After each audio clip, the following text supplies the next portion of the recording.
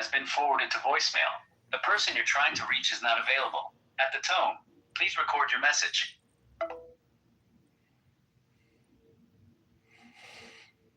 Hey, Victoria, it's John. Sorry I missed your call. Hope you're having a good evening. I'm free. If you're free, just give me a call back. I'll talk to you soon. Bye.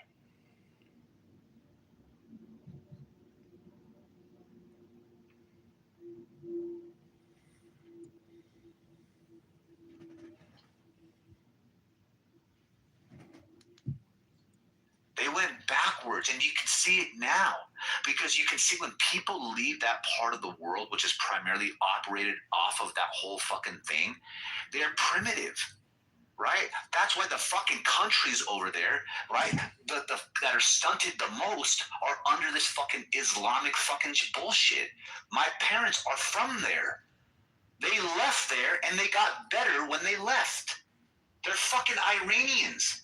They left there and they came here and they're better. You know why? They left the fucking right before the fucking Muslims took over to be what it was, to be what it is now. And they got better. And guess where they came? They came to the Christian world. Well, the world was like, hey, do what you like. You might get punished later. But be who you want to be, bitch. You might hear people speak against it, but they're not going to tie your arms and legs and fucking throw you off a fucking building. Like in Afghanistan, they're not going to allow you to marry a fucking 9-year-old girl. And if they did, there would be outrage publicly. Over there, you couldn't. They're going to allow women to go to school. They're going to allow people to get divorced. They're going to allow hold hands. They're going to allow people to get married. That might go away, actually. But I'll tell you this. The idea is this: the further away you move from that religion, the more you're allowed to be a fucking human being, not a fucking goat, bro. Isa cunt! Isa! Isa! Welcome to your show. I get to have a club now? It's called the Isa Watermelon Club. How are you? Wow. I didn't know I had a club. Yeah, you've got a fan club. Oh, that's amazing. I started. How many fans do I have? I started it. Let's see. You have 496. It's better than nothing. No, this is just a recycle club. You're not giving me my like a new club. How are you doing? Good. I'm going to bed, but I saw that I had a club with a room, and so I had to come in before I go to bed. Nice. How are you? I'm good. Nothing too new. Just hit the gym, picked up some tacos, poured myself a little glass of wine. I was going to read a book. I shifted all my recording of Clubhouse to the downstairs part of my house, to all the bedrooms, so I don't have to listen. Wow. Yeah, I don't want to listen to the people here talk anymore. It's ridiculous. I asked you a couple of times, like, what the hell do you do at night when you leave all of these phones on? It's like contamination. Well, what's cool is if you have I use an auto clicker. It's like an app, and so if the room closes or they kick me, every 600 seconds it clicks again, and it just launches a new room. So it's like there's always content available. It's kind of it's like a fully automated live stream. Crazy, dude. I'm crazy. You should hear the shit that people talk about on here. You have this Clubhouse farming thing. It's just so weird. It's not weird. What people talk about on here is weird. That they waste all their fucking time talking endlessly. I think my rooms are not that weird. My criticism is that it's all redundant. Like, you've heard the same people say the same shit, so it's like I want to control my mind by controlling what I hear. But I'm just upstairs in the top of my house. I have a library and I have a music room, and I'm gonna live stream myself reading books and playing music and like. Why don't you just read? Well, yeah. Because I want the views and I want to monetize it. If I spoke with Epaminondas the other day, and he's still reading books on X. Mm-hmm. He's doing very well. He claims that he's got a huge audience. I've never seen his live stream. I don't even know what his profile is. A lot of people is following him, and he gets like, if he publishes something. I was looking at his post the other day, and he gets like 500, 1,000 likes, stuff like that. Like, it's not too bad. What's his profile? Epi? Let me check. Epaminondas? No, it's not Epaminondas anymore. I mean, it's similar, but it's not Epaminondas. Epimenides, I think it is Epimenides. I can't find it. I'll share his profile with you. Hold on. I look at his Instagram posts all the time. He likes archery. Oh yeah, well, the other day we were talking on the phone, and he was doing a little bit of archery while we were on the phone. He's very good at it. Look, that's his profile. I'll put it in the chat. Oh, E_Plutarchus. Plutarchus. When's your mom coming to town? In a month. She's going to stay here like 4 weeks, 6 maybe. I don't know. I still have to figure out her flights. What the fuck? He writes, this reminded me of my second wife. We got married in the desert in Joshua Tree, right around the spot where I buried the first wife. What the fuck? What is that? That's from Epimenides. Epimenides. This reminds me. 15 people tuned in. He's probably quoting some reading or something, or being sarcastic about something. Holy shit. He's got some funny content, some like African AI village shit. Jesus. Ugh, But you see, he gets a lot of likes.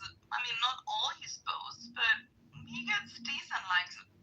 Some of his recordings get like a couple hundred ones. Mm-hmm. Well, he's got 22,000 posts. Good ones. He's got 22,000 posts. That's a lot of posts. Yeah. He's got a bigger following than I do. Yeah, what I want to do is hire like an actress to read a book, and then. Why don't you do it AI? That's a good idea, but it's kind of lengthy. Oh, I got to take this call. I'll talk to you soon.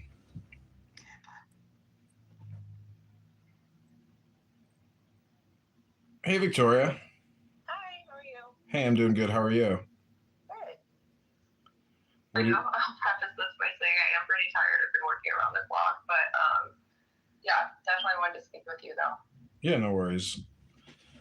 How was your day? It was good.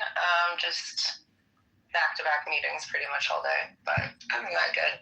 How was yours? It was good. I went to the gym. I talked to a former coworker. Did some errands. It's been a nice day. Nice. Where did you used to work? The IRS. Oh, okay. And so you're running, I know that you said the 16th Congressional District. So I'm actually from there. So I grew up in Carlock, like in the middle of nowhere. But I don't really keep up with politics too much in that area, but I do to an extent.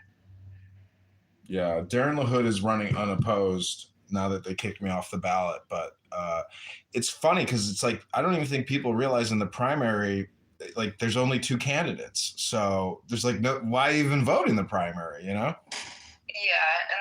I guess he was it the 18th Congressional District that he was in prior? Yeah, it just shifted because of the redistricting. Oh, okay. That makes sense. I mean, they definitely need term limits. Yeah, he signed a term limits pledge, and I signed the same pledge, not to seek more than 3 terms. So he's already in violation of it. Yeah. So, wait, you're in Chicago, right? Yeah. Yeah, I live in the northwest side, Jefferson Park. Oh, nice. Oh, yeah, you said that. Yeah, I just moved back here from Miami, but I have to be here for work because it's where pretty much all my clients are. What do you do?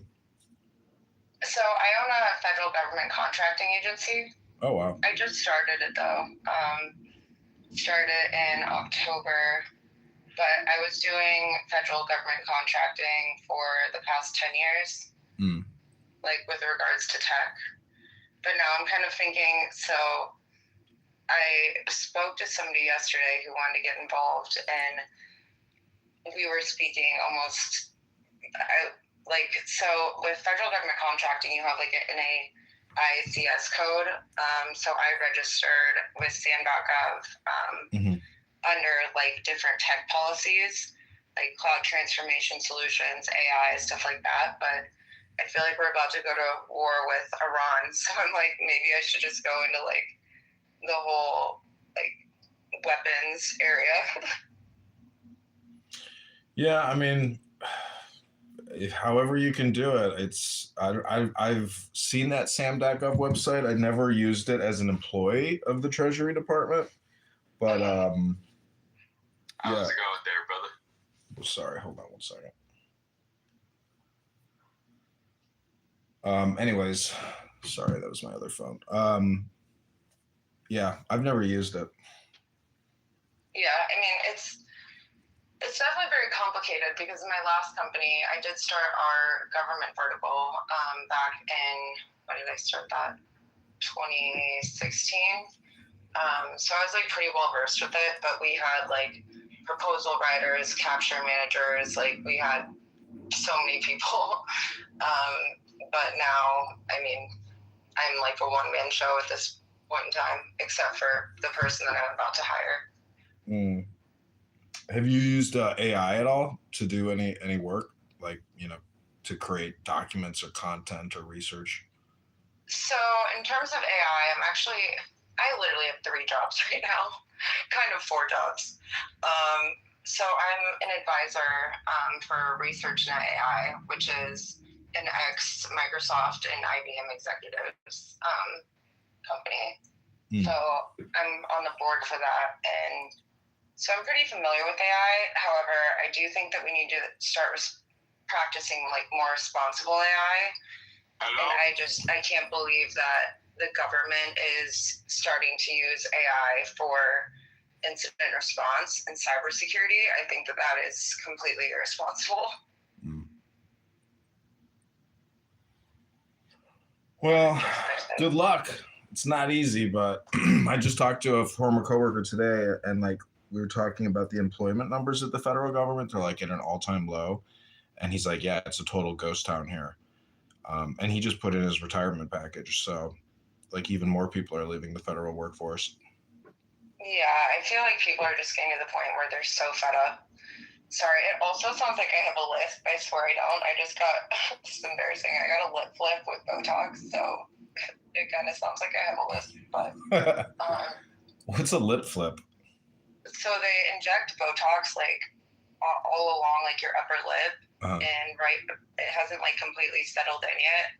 So it sounds like my voice does not sound like it usually does, and it's like a little hard to enunciate, which I sound a little stupid, but yeah, it basically raises it by like paralyzing your upper lip and raising it. It's Botox. I see. Yeah. Anyways, that's besides the point. So I was curious, like, in terms of your policies, what are some of the main policies that you're running on? Well, in terms of like, I can tell you what I've attacked my opponent on. I mean, I in terms of like policies, I put forth a Defund the Big Beautiful Bill Act. Okay. And identified the top 25 Fortune 500 corps and how much they're getting in tax credits. So a reversal of those tax credits would be a policy. Okay. Stop the mRNA vaccine product. It's not a vaccine, it's a gene therapy. Yeah, I mean, there's literally, I'm so mad I got the Pfizer vaccine that I had to, but I'm so mad that I had to. Well, how did you have any adverse health effects or no? No, I didn't, but Well, I that's mean, you good never news. know, and I feel like it might be too soon to tell for some people because COVID was fairly recent, and I mean, it's complete BS. Like, I got COVID 4 times, even though I got the jab. Like, I carried around a fake vax card at first. I will admit that. I know that was probably wrong. But yeah, I had to get it because the person I was dating at the time, ironically, one of the biggest pro MAGA supporters, always at Mar-a-Lago, and the family told me that I had to get the vax because we were constantly going to Turks and Caicos during the whole COVID situation, which they literally admitted, Fauci literally admitted that it was a test of how much that they could control people. So when they released the COVID, obviously, it was intentional, and it was a test to see how people could comply with the government. Like, it's so obvious to me. Do you think that? Yeah, 100%. But it's not just a compliance test. It's like a mass carcinogenic, dispersal. But the patent on the vaccines, have been around far prior to COVID-19. So the whole thing is just like a giant industry. And the World Health Organization is a lobbyist for vaccine manufacturers. Thank God Kennedy is the HHS secretary because, everybody else is basically just a corporate lobbyist. So I am glad that we pulled out of the WHO. But in general, I really don't support Trump. And yeah, I mean, back to COVID, like, my grandpa passed away during COVID. He got over COVID, but he passed away due to anorexia and just old age. But on his death certificate, they put COVID, obviously, so then the hospital gets the insurance money. It's all a scam. Like, yeah, it's a giant scam and a giant industry it's business. ridiculous. It has gotten to the point where it is so ridiculous, and it makes me so angry. And I do have to ask though, are you pro MAGA? I'm pro Trump. I'm not. I've never really been involved in anything MAGA. I like Donald Trump because, he's the opposite of what we've been enduring, which is 20 years of bullshit. I mean, he's the contrarian. I think it's so funny that he literally took the MAGA, Make America Great Again. That was Ronald Reagan started that in the 80s. Like, Trump did not even start that. So I think that's odd. And then yeah, I just can't get behind a lot of people that he put in his cabinet. I mean, like Pam Bondi, Tash Patel, Paolo Zempoli, and it's, I've gotten too involved in this, and I think it is ironic in my opinion as well. So I did, like I said, I voted for him, but I would never, ever vote, so when you get involved with these certain groups of people, right? So I spent 6 years on and off at Mar-a-Lago. When you get involved with these certain groups of people, they target certain demographics and they target certain people and ask them to say things, and then they pay them. For example, Charlie Kirk. Charlie Kirk is from Arlington Heights, as I'm sure you know. Yeah. And he was being paid to speak a certain narrative, and then they killed him. I knew Charlie, so may he rest in peace. And then Nick Fuentes, they're also going after him now. He's in LaGrange. So one of my friends, I'm not supposed to speak on behalf of exactly what happened, but he's starting to question the narrative and what he's being paid to say certain things. And I honestly think he's an ex. And then also JD Vance. He's a what? I think JD Vance, he will be on the Republican ticket 100%, especially because Trump has unlimited power. So I think JD is a wonderful person. However, I think that he will start to question the narrative, and especially with Israel's funding of everything that's going on. And it was so crazy to me. It literally had me shaking when they had that meeting. When was it? Yesterday. And they were speaking about what they were doing in Gaza. So I was privy to, and I didn't sign an NDA. They always just thought I was like some dumb blonde model, but I took notes on everything. And I was privy to a conversation that happened in 2022. So, and I'm not a conspiracy theorist, but Trump and Bibi Netanyahu and his son Yair were involved in funding the Hamas thing that happened on October 7th of 2023. Remember, like the music festival, everybody was killed by Hamas, the hostages were taken. So they both funded that. And I know that for a fact. And they did that to create even more political unrest than we already have between Israel and Palestine in order to burn down the entire Gaza Strip and then reroute international trade and build a big, beautiful Dubai. They actually called it the Big, Beautiful Bonanza. Mm-hmm. And they're creating like a new Dubai there, essentially. Yeah. I've seen the Kushner. It's called, it's the Kushner plan. I've seen it. Yeah, and Trump is going to run it.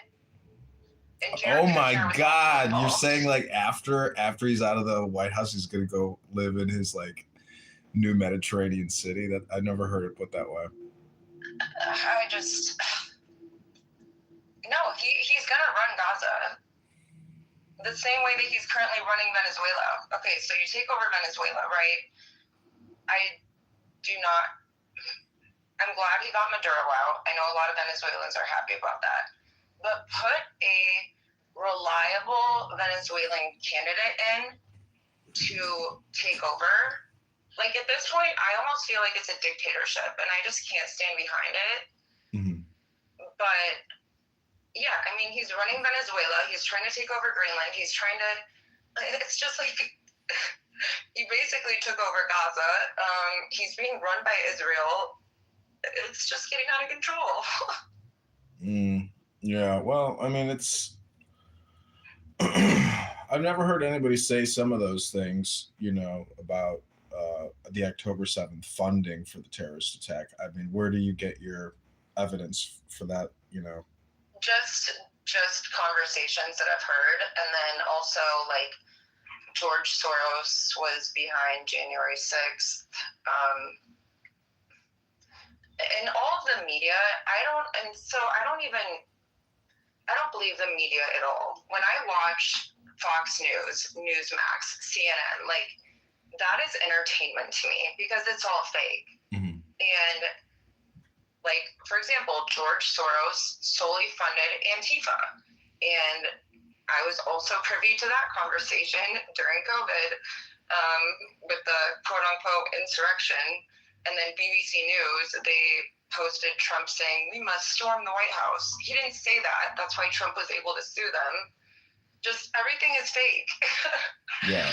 Like, I just want to drain the swamp. Get them all out.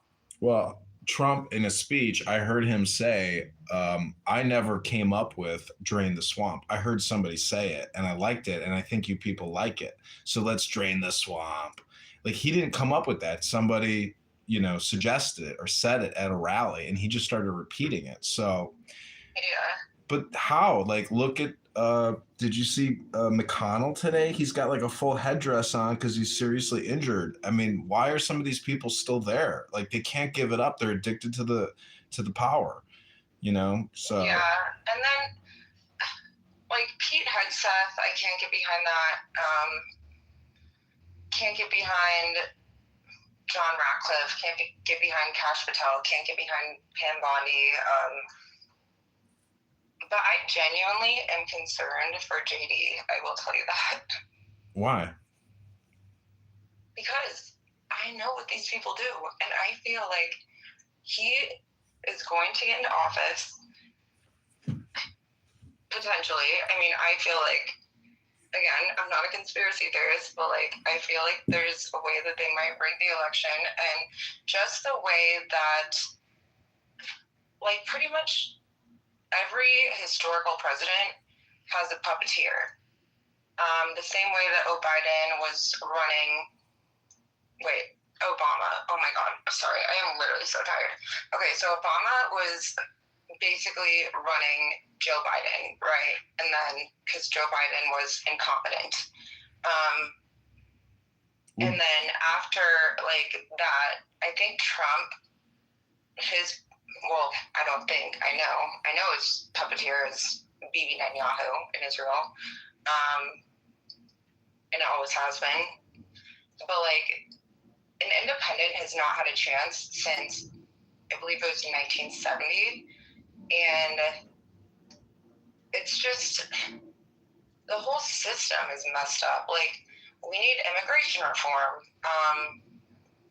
We need reform everywhere. Like, housing costs. Like, where did all of the money go in California from, I like to call him Gavin Newsom?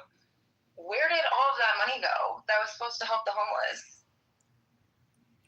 I mean, nobody knows where it went. Well, you know. And then the Palisades fire and the reservoirs. I had so many friends lose their houses in the Palisades fire. Like, that is so sad. And then State Farm, who is from, obviously headquartered in the 16th Congressional District in Bloomington, they dropped everyone's policies like 1 to 2 months before the fire. It's just, everything is, it's really crazy. Yeah, I went. Start to look into it. I went to Bloomington to get signatures on petitions, and the first 2 girls that signed my petitions, one of them worked for State Farm, and she also used to work for the LaHood campaign. And I don't know, like, she invited me out to another bar in Bloomington, and I don't know if she like started texting somebody or something, but I got ran out of the bar. Like, it was the weirdest experience. Wait, why did you get run out of the bar? I have no idea. Some black friend of hers came up to me. He's like, "You gotta leave. My friend is upset." I'm like, what bar was it? It had a stage and they were doing karaoke. It was like, you know, at the end of the strip. I can't remember the name of it, but yeah, I know what you're talking like. Because Carlock is close to Bloomington, and I interned in State Farm's Research and Development Center in tech all throughout college, so yeah, I was like always back and forth. Yeah, she was a paralegal. But anyways, I'm just saying that. Well, I mean, do you think any of your opinion, like, why do you think Netanyahu is like blackmailing Trump, basically? So it goes very, very deep. And I know this for a fact because, so Fort Huachuca is in Arizona. Yep. And it's one of my old clients in my old company. What, IBM? I know a lot of people that still work there, and it is a CIA military training base.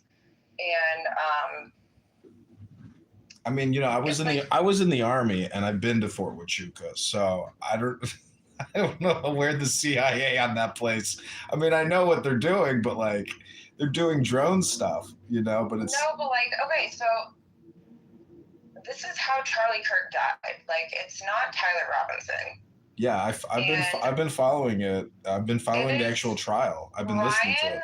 Brian Harpool, and it took place outside of a skiff, right? Like, you know what a skiff is, obviously, if you're in the military. No, I never was in a skiff. It took place outside of a skiff, and it was Brian Harpool, Cabot Phillips, Erica Kirk, Ben Shapiro, and Netanyahu, like, called in, and they killed Charlie. Like, this shit is so deep. It is so crazy to me. Well, the Israeli security was providing him security on the day of his assassination. So that's really where to look, because they controlled the whole event. And, you know, anyways, it's really interesting to see how all this is going to play out for Tyler Robinson, because it's sad. And they like take advantage of an autistic kid who's dating a transgender. I honestly think that like they're starting to so the majority of the shootings recently have been transgenders, right? Yeah. Like the guy at the hockey game, transgender. I am starting to think that they are paying people because I have witnessed how things like this go down. I think they're paying transgenders and saying, like, transgenders with like severe mental illnesses and like autism and everything else. And I think that they're paying them and saying, we will give you asylum, we will take care of you, we will change your identity if you do this for us. But it's in return making it look like, oh, all the shootings are people that are transgender, which I don't agree with, you know, performing transgender surgery on young kids and all of that, but my God. Well, when Tulsi Gabbard became the DNI, she terminated like 100 transgender employees who were involved in basically like a conspiratorial cult, meaning that like they were actively involved in some type of like conspiracy against the government. And she terminated them all. So there is like a cult out there, and whether it's centralized or it's just like a psychological condition, it's out there. I think you do have to have like a psychological condition if you do, you know, do gender reassignment. Well, the whole thing really comes out of LGBTQ because the queer and the trans is part of that. So it's just controversial to even talk about gender identity. It's actually considered hate speech if you criticize individuals who believe in a third gender. You know, it's deranged. It's people who want to use like nuanced words, and they're just extremely annoying people, in my opinion. They're highly argumentative. Well, I think it's sad that they're literally. So my brother's a urologist, right? And he just finished his residency in Boston. He was having to perform gender reassignment surgery on kids as young as like 6 years old. And my brother was extremely, extremely liberal. And thank God, now he's more moderate. Like, that changed him. Mm-hmm. Yeah. It's a sick world we live in. What's crazy is it's like I'm against transgender reassignment surgery, but that's not even as bad, in my opinion, as abortion. You know, late stage abortion in particular, like you are literally decapitating, disarming, and ripping apart a baby and then sucking it, you know, into a blender. It's disgusting. So I am pro-choice. I would say for like the first month, if you're pregnant, and I'm pro-choice in terms of, well, there's caveats. Like, I'm pro-choice, like, in the first month if you were raped or something. Because that kid, I mean, that woman is probably, you know, she's going to be traumatized, and she doesn't want to have a kid with that person. And I think the first month, if you were raped, is fine. But anything after that, like, it's pretty messed up. Like, it's hard. It's hard to know when the cutoff point is. It should be a federal thing. Why is it a state-led thing? It should be federal. Yeah. Like, say, okay, if you were a victim of rape, you can get an abortion in the first month. After that, no. I guess it all comes down to the lawyers, because if it's federal versus state, it's like there's not, if the federal government issues a law, there's not enough attorneys to like enforce it, you know, like the whole system is dependent on like bringing a case against somebody. It's ridiculous.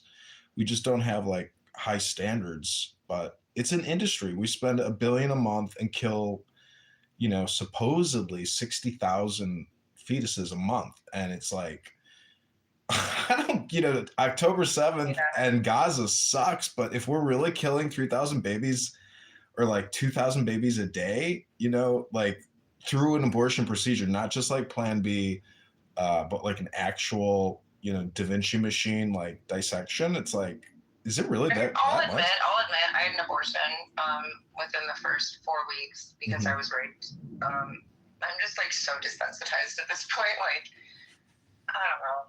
I just look at it as an industry. Like, people don't look at it as from like a business perspective. If you were the CEO and it's getting $1 billion a month, and Planned Parenthood is a very large, medical industrial complex type organization, like, it's just a business. Like, but at the same time, if you want to call out a hypocrite, like, I say, start there. Like, to me, if you're going to complain about stuff, you have to have a prioritization of complaints. So Yeah. I like to start there to figure out, other complaints. Yeah, I mean, I got mine done at Planned Parenthood, and it was terrifying. It's like the worst experience ever. It was not a good experience, and there's protesters outside saying, "You're going to hell." Mhm. Like, I'm a Christian, like, and they're like, "You're going to hell," and all this other stuff, but I just didn't want to be tied to this person, so... Mhm. But it was very early. It was literally just in the first few weeks. So, I mean, do I feel like guilty about it? Yeah. Would I do it again? No. But you were raped. I mean, like, that's a legitimate reason to have an abortion. So Yeah, but then there's also people that, like, I don't know. There's just like way too many caveats, and it's just, there's a lot that really goes into it. Like, if that's the main issue, but I don't know. And like, also, tell me why, when I changed my permanent address to Chicago, so I had a FOID card to own a gun, right? And I started questioning Trump and telling my parents that I don't support him anymore. I'm still Republican, but you can be Republican and not be into Trump. And they're like, "We need to take you to the hospital to be evaluated." I'm like, "I don't need to be evaluated." But I was like, all right, because you have a political opinion? They literally show up in my apartment and they're like, "You need to go to Northwestern and get evaluated." I'm like, you know what? Fine, that's okay. I'll go get evaluated. And the psychiatrists were like, "Your parents are insane." They're like, "You're totally fine." But yeah, and then, so I don't know if my parents were involved in this, but now I have this paperwork, and I do have a therapist. I've had a therapist since I was like 14, and request for FOID appeal, and it says, "Victoria Drake is requesting the Illinois State Police Firearms Services Bureau." I mean, like, I'm very pro Second Amendment right, and that was just weird. Maybe my parents Yeah. did something. I'm sure there's something on the cook or on the sheriff's department website or whatever, because I did the carry and conceal permit, but I never went through it. My dad was like, "Don't get a gun." I was like, "Why not?" He's like, "Just don't do it." He's like, "There's too many legal ramifications if you shoot somebody." I'm like, all right. I mean, I just feel like as a woman, like, walking around Chicago is scary as hell. Like, I went to Mariano's the other day, and there was just, it's really bad. I don't know if he was like a homeless guy or something, and I was at the self-checkout, and he grabbed me, literally grabbed me and picked me up off the ground. I was so lucky that, like, it was like around like 8 o'clock or something, so it was pretty empty, and there was somebody so there's like a wine bar right by the self-checkout at the Mariano's in Lakeview East, and he ran over and pushed this guy over, called security, and I was like, thank God. Yeah. It was so scary. It's crazy. I mean, I know multiple girls that have been punched in the face in the Gold Coast. I got punched in the face too. Yeah. Yep. And in my opinion, if you have a gun and you got the balls, you should just shoot on sight, and 2 in the chest, 1 in the head, and get rid of them. Bye. Yeah. And why was the person that set the girl on fire, who was the serial face puncher, 72 arrests? The judge needs to be held accountable. The city's a dumpster fire. Get Brandon Johnson out. Get Pritzker out. Yeah. What? And then Pritzker's gonna run for president? Like, get out of here. I mean, Rahm Emanuel is gonna run too. Like, there's just a lot of money behind it. Rahm Emanuel puts out a new video. And AOC, like, Oh my God. But I feel like so many people at this point in time are so like upset about like the release of the Epstein files that I almost feel like, okay, first of all, I think they're cooking something up before the midterms, right? Like we have the Diddy case, then we have the Epstein files, then we have Venezuela, and then all around we also have ICE and martial law, and like they're just trying to confuse people before the midterms. Like it's so crazy. I've never seen anything like it. Well, I've been so focused on Darren LaHood that like I forget that there's like a battle, you know, between who's even going to get the Republican versus the Democrat nomination in all these different districts. And Like, who do you think it is? for Like, what? who do you think is going to get the nomination For what? for president? In the March primary? What are you talking about? No, in terms of, like the midterms and like everything else. Like, Oh. I mean, just like the general election, you know, the next presidential election. Yeah, it's going to be Rubio and JD Vance. And see, JD Vance is connected to Peter Thiel. Like that's his protege. Yeah. And they say that they have like a gay, romance. And that's like, there was an article today called The Gay Mafia of Silicon Valley. And there's just a lot of like ultra high net worth homosexual, bisexual men in tech. Oh, 100%. Yeah. Every single one of them that I've known, that I've dated, they're all bisexual. I literally was invited to go to, I was invited to go to Cabo by somebody who was actually asked to be in Trump's cabinet. I'm not going to say who it is. And he was my ex next door neighbor. He is a great person, but so his secretary reached out to me and was like, hey, you want to go to Cabo with this person, but I need you to sign an NDA saying that he can sleep with both men and women when you're there. And I'm like, oh my God, I just can't with these people. That's crazy. I know a girl that works for Pritzker's cousin who runs the military museum, the trans. And she had to sign an NDA that she couldn't discuss, like anything with regards to her, to Pritzker, and I was like, well, what is it like that would be controversial? She's like, who he sleeps with. And I'm like, who does he sleep with? She's like, young Hispanic males. I was like, okay, interesting. At this point, I do not care anymore. I will expose everyone. And like, with regards to the Epstein files, like Lindsey Graham was involved, and I have gotten way too deep with this, and I have to testify on April 27th. But I've been united with other people involved in this whole situation. And this kid was 16. He was a young gay black man, and he had to sleep with Lindsey Graham on Hilton Head. Like, Wow. and I feel like a lot of people are like failing to realize that it's not just Little St. James. It's Little St. James, Great St. James, Hilton Head, Deer Island, New York, Palm Beach. Like, Yeah. I'm disgusted.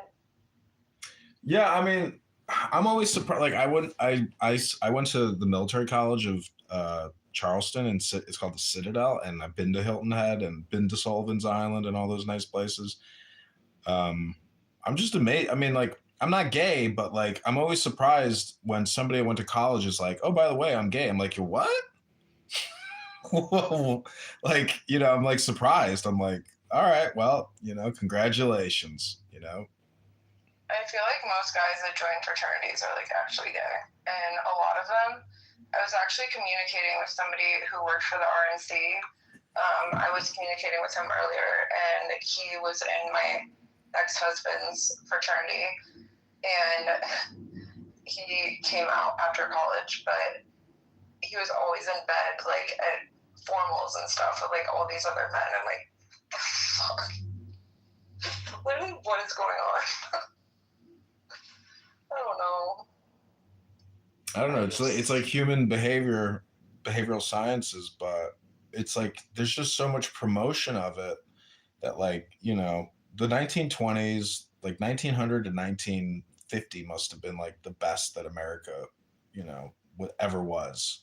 Yeah, like especially before. I mean, social media. So I guess it might be like a controversial kind of counterintuitive take, but I feel like I'm glad that we do have social media where we are able to essentially say whatever we want. But then also Larry Ellison, CEO of Oracle, he's buying up all the media to control us. And he's also building a 5-story data center under the East Wing in the White House. He bought Paramount. He wants to buy X from Elon because he doesn't want freedom of speech. Mm. I mean, I wouldn't even be surprised if Larry Ellison tried to run for president one day. They're all intertwined. It's so sick. I don't know. The billionaires don't like run for president because they just hire somebody to do it. That's why Trump is rather unique. But if you think Trump is involved in like a conspiracy, you know, so be it. But like, I just don't think October 7th was funded by Trump and Netanyahu. I think though, like I've seen the videos of the people that did it. Like they're basically modern day pirates. You know, very violent. I mean, yeah, it was Hamas that did it. But I mean, I understand your point about like paying people to do things because, like, you know, people do horrible things for money, murder and terrorism. You know. Yeah, I mean, my ex's dad was a billionaire, and I just saw way too many crazy things. Yeah, I don't know. I mean, maybe having so much money allows you to go to excess. Like, look at Alex Soros and Huma Abedin. Like, what a weird couple. But maybe it's not that weird. Maybe it's because, you know, they were, you know, involved in like, you know, sex circles or something. And Yeah, and then everybody blackmails everyone. I mean, my friend, like, I never went to the island or anything, but like my friend went to the island when she was 17, all through ID models, and I was in Pulley, he used to be a UN ambassador, and I was in the cabinet. It's like federal envoy or something. I don't even remember his title. I just like can't even look at his name. But yeah, like they're sending people to try to kill people. Like there's been multiple PIs at my parents' house. Like it's scary. Like luckily my dad has a bunch of guns, but like at the same time, like it's getting scary. And then my phone has been heating up constantly, and this is my second phone in the past 4 weeks. what do you have, an iPhone? Yeah, and so I bring it to Apple, I bring it to my carrier, and then I bring it back to Apple. Like everybody, I had 4 different people remote in. I had 4 different people like look at it in person, and they're like, "I've never seen anything like this." And that's what they said about my last phone. I'm like, what the? And it also happened to my friend too, who went to the island. Like these people are so messed up, and it's so scary. They can back into your phone, but like, what do you have that's like worrying somebody that would go to all that? Because all that stuff is like, you know, highly complicated. But the iPhones overheat because of the titanium body on it. Yeah, I mean, I have an open investigation right now, so I can't talk about it. So I had Beth Fagan as my attorney, and she recovered like 15 bill. But like, I'm not even in it for the money. Like, if I get a settlement, I will literally donate every single dollar to a women's shelter. And it's not even at this point, like, so the day that I got in contact with my friend Amanda, my attorney dropped me. But now I'm going to come in with guns blazing because I have a call with Gloria Allred, which is Cassie's lawyer in the Diddy case. I have a call with her on Monday, so it's just that's like another full-time job, like doing all this stuff. Like it is. And then I've done interviews like with the New York Times and 60 Minutes, and I mean it'll all come out soon, I think. But everybody's protected under Alexander Acosta's 2008 sweetheart deal, so we'll see. Like, who the hell passes a deal to, like, protect pedophiles? That's weird. Anyways. Well, they all signed agreements in, like, you know, like 25 co-conspirators signed agreements, and all the girls got paid out. So, like, the only one in jail is Ghislaine, but they arrested Prince Andrew. And like, that's a huge win, you know, for the release of these files.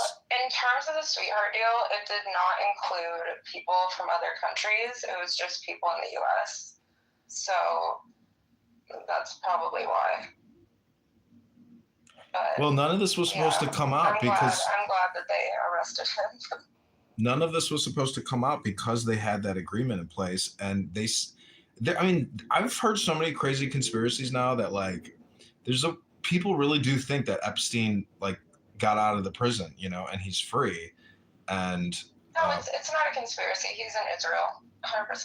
Really, you really think so? Yep. So then, absolutely. Whose body was it? You know, and like, but his brother, you know, confirms that he's dead. Like, and his brother Mark, like, viewed the body, you know, and he hasn't come out and said that wasn't my brother. So. Well, yeah, Okay, so tell me why the what are they, CGTV cameras? Mm-hmm. So on the 15th floor, where Epstein was held, the CGTV cameras went out. Mm-hmm. Historically, in that prison, like, you have to turn CGTV cameras off. Like, they don't just all glitch at one time. Like, and they were off for 15 minutes. And then there was one camera that was catching, like, I'm trying to remember. It was like when he was exiting, there was one that caught some footage, and it said, like, it inscribes it into, like, a document, like a PDF, and it was like inmate being wheeled out in a wheelchair from 15th floor. And then, I don't know, you can easily, when you have that kind of, like, FU money, I have seen so much shit in my day. Like, they say that, like, before, you can do whatever you want. They say before his murder, he was, like, communicating with his lawyers, trying to get a release and, like, a CIA bargain deal. Like, he was trying to work out a deal, you know. But anyways, I mean, you know, the photos I've seen of him in Israel are fake. They're just, like, clearly, obviously fakes. But well, yeah, no, like, I do have one photo.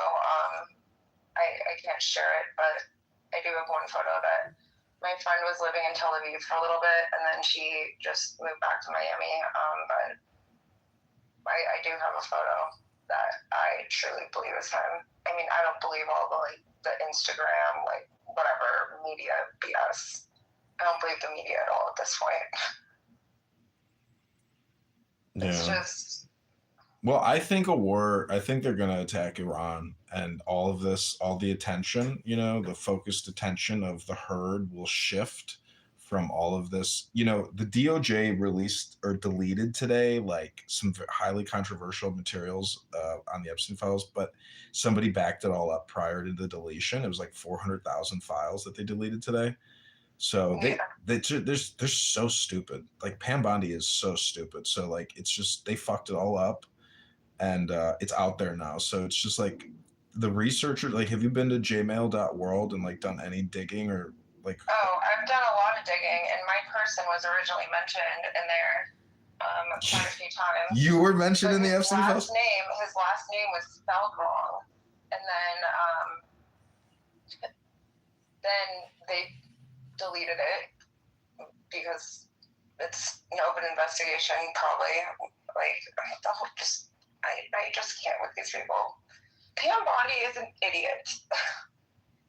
Yeah. Like, make America smart again. We need to get some more intelligent people in office. I didn't actually watch her hearing, like, where she was yelling at people. It was really bad. You know who Jamie Rasklin is? I've heard the name. he's got hair plugs. His son killed himself, and she was screaming at him, saying, "You're not even a lawyer. You've been disbarred. You're a fake lawyer. You're not even a lawyer." Like, that's like a child. That's like a that's.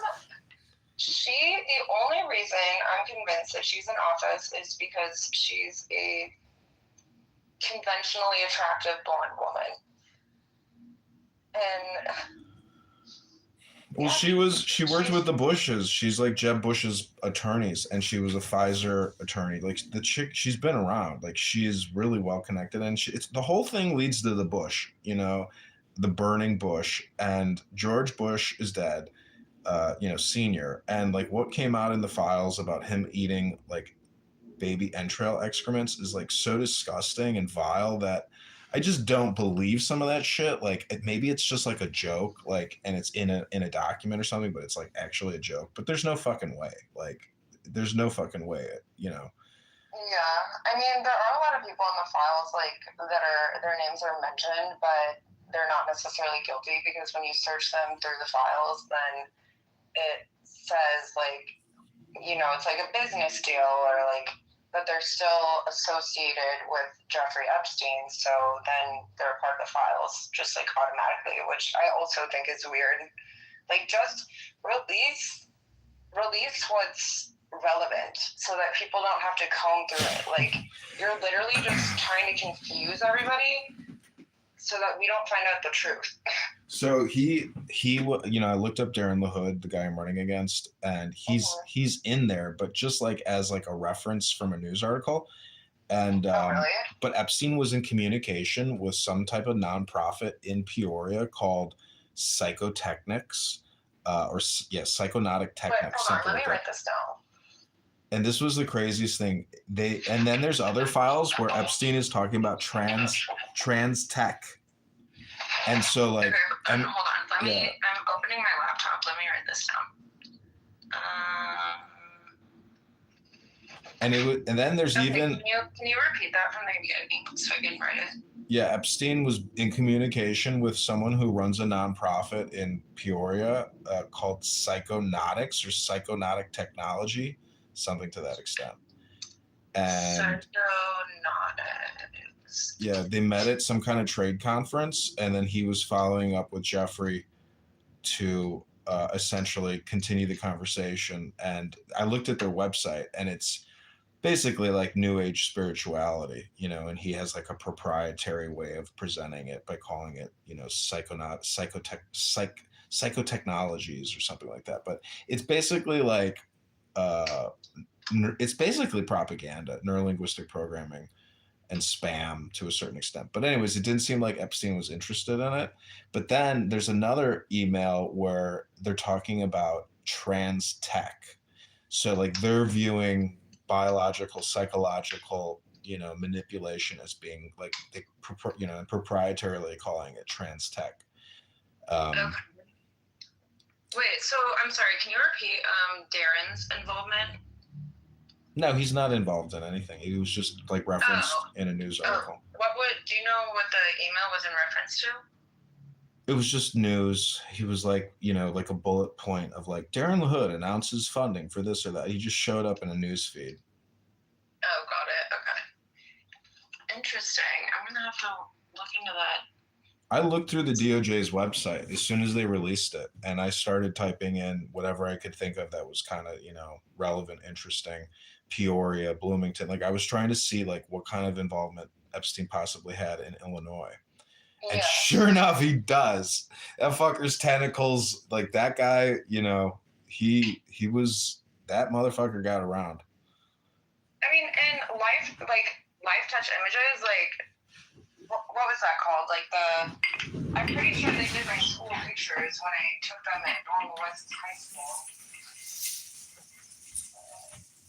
Yeah. And then they like comb through like. What blows my mind is like I'm the only person that ran against LaHood. Out of 600,000 people, I'm the only fucking person that ran against them.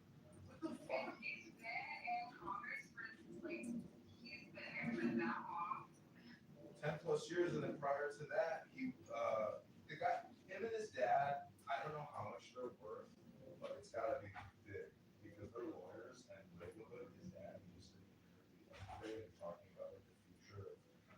transportation, all this big, industrial stuff. So like he's very well to do, and I just can't Also, believe. why are you like, if you want to be in politics, and this is just my personal opinion, like you have like an end goal, right? Like, why have you been in Congress since 2015? Like, do you not want to run for Senate? Do you not want to, move forward? It's Why are you still complicated there? because it's the district. It is the district. Like it's Republican, and but a Democrat could take it because in my if you look at the voter rolls and the databases, I did a FOIA request for the entire district's voter registration. I have every single voter's name, address, email, phone number, etc. And I cross-referenced that against all of his petitions, and he didn't even qualify. So, I wasn't able to actually present any evidence in the trials. Wait, what do you mean? What do you mean he didn't qualify? I challenged him pro se with the Illinois State Board of Election political trials, and they wouldn't let me present any evidence. And it's just like a show trial. And then, they passed summary judgment and dismissed my challenges. So it's not an actual trial. They don't let you present evidence. And dude, AI can pull all this stuff out of the Excel document that the Illinois State Board of Election gave me. And there's other people that have already done cross-referencing with the Illinois State Board of Election. And the whole thing is very complicated, but nonetheless, it's not accurate. It's never refreshed. Like it's all just run by lawyers. If I could go back. I'm sure he's paying everyone off. No, he's not paying anybody off. He's in a Republican part of Illinois. We're gonna find out in November if the Democrat candidate can beat him. And I've met the Democrat candidate, and he's no pushover. I don't like his politics, and I think he's an idiot. But he's married, he's got kids, and it's very likely that Darren LaHood loses his congressional seat. And I have thrown so much shade. Nobody knows who the fuck I am. Like I have to post in comments to even get any press. I've had some press pieces, and I'm known as the Republican who ran against him, but there was no news story when they removed me from the ballot. They just accused Darren LaHood's lawyer. His name is John Fogarty. This piece of shit wore a Chicago Bears hat at the trial, like a fucking klutz. And he's got sleeve tattoos. Isn't that illegal to wear a hat in court? Well, so a friend of mine, he told me that he's part of the gay mafia, or like they call it the Velvet Mafia here. And like he had to have gone to school with LaHood. Anyways, they're Jesuits. And I don't have anything against the Jesuits. I'm just saying that like it's a small world, and when you run, you realize that the lawyers. I wish I went to law school because the lawyers are the ones controlling controlling the whole racket. Yeah. So that's just the way it is. Like birds of a feather flock together. That's it. It's like it's a lawyer world. I'm close to wanting to run, or like, okay, so obviously like I do want to get into politics.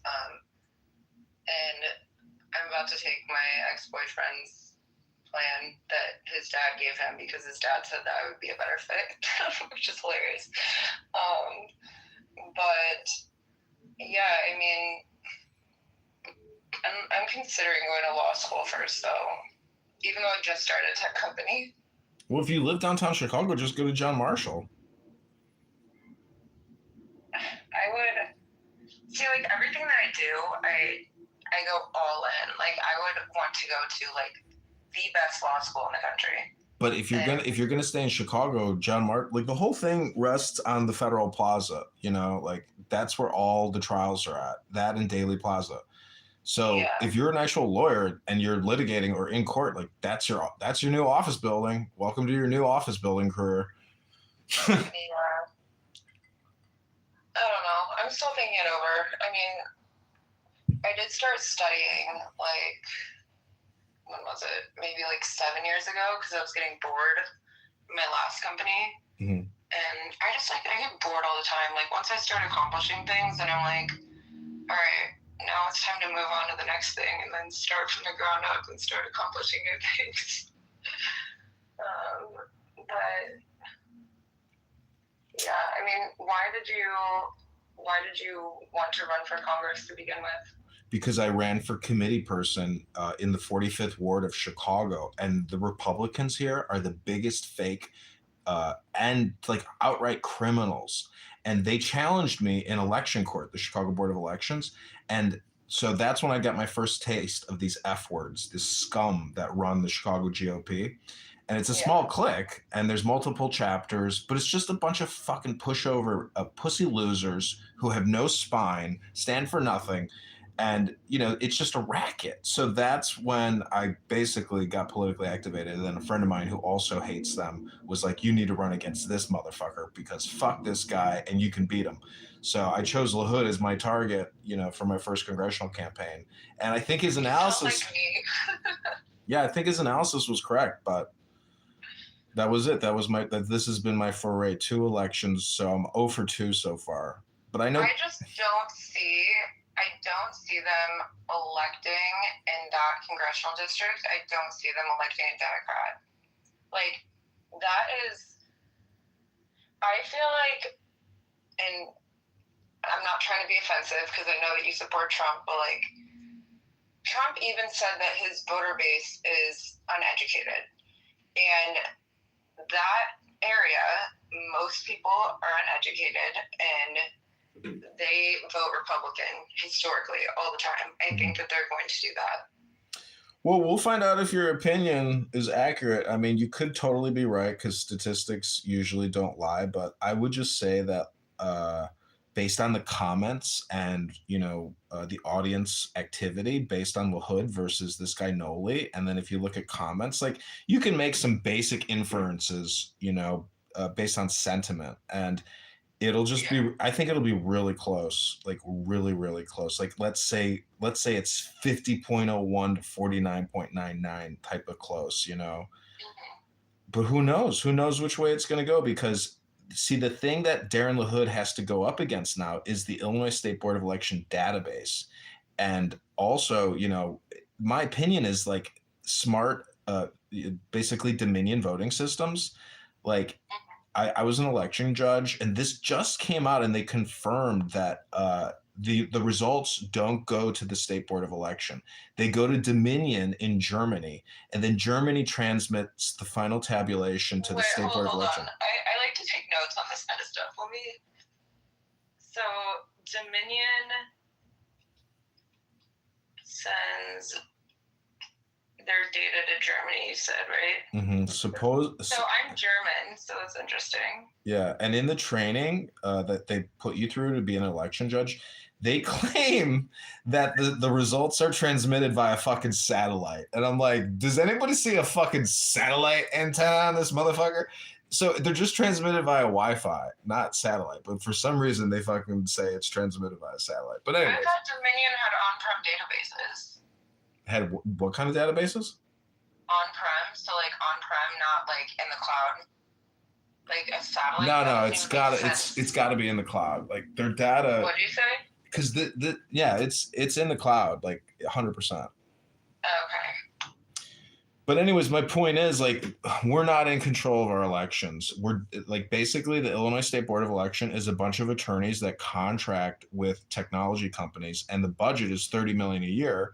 And they're just a bunch of incompetent klutzes that run the thing like a fascist, anti-constitutional monarchy. And it's absolutely ridiculous. And I'm so happy that I've been able to like actually observe it. You know, I took the elevator up and down with the head of the State Board of Elections. She's a klutz, you know, and the whole thing is basically completely anti-American, and it's not in the Constitution. Their rule book is bigger than the Constitution. Let's just put it that way. Their rule book is 55 fucking pages of fine print, and the Constitution is like, you know, less. Anyways, it's Wait, just. so you're saying that Dominion is unconstitutional because they send their data to Germany? No, I'm telling you, the State Board of Election is unconstitutional. Oh, okay. The fact that it even exists, like, you know, if you want to run, you should have the opportunity to be on the ballot. It shouldn't be like controlled by lawyers in-group, out-group kind of thing. Like, that's why we don't have a turnover and why term limits would be important, because of the state board elections are that corrupt. That's what term limits would prevent, is corruption. I mean, that's just like so hypocritical. Like the hypocrisy of the entire situation of somebody that's signing on term limits, and then you've literally like just taken over and like monopolized the entire situation It is. by yourself. It's a monopoly. That's weird. Yeah, it's a monopoly. But that's what I'm saying. Like, I've met the challenger and I've debated him personally, and I recorded the debates. And so I've got great content of the Democrat candidate, you know, and I think you don't even need to look at my video. You can just look at his Facebook and you're just gonna be like, oh, this guy's an idiot. Like, what a schmuck. Like what a push. Like, he literally just met with Senator Durbin, got an endorsement from Durbin, took a photo with Durbin, who's anyways, I'm just saying that, like, So it just doesn't seem like the country's broke to them. It seems like we have infinite money. So I'm like pretty blunt when it comes to things, but I'll be honest, when I looked at your Instagram, okay, so one of my friends is an extremely successful congressman. His name is Abe Hamada.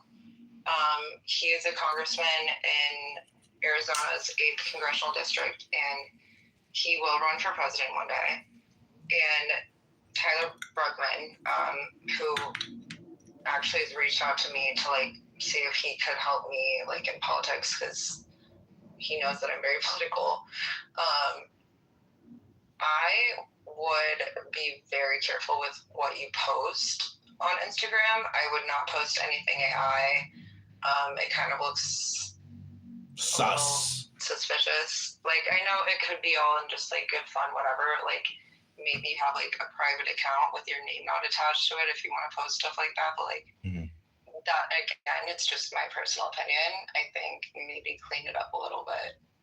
I have a lot of Instagram accounts, and so I also would not, being someone. So I had like 1.3 on my last TikTok account, 1.3 mil, and it's just when you start, and don't take this the wrong way, when you start having like multiple accounts like that, it looks a little sketchy. And then in this day and age in social media, people are obviously going to look you up, right? And then they're going to be like, oh, why does he have all these accounts? Like, why is he posting AI? Like, I would literally just keep it to like a couple photos. I've done social media, like I've had so many, I always have like 6 or 7 jobs.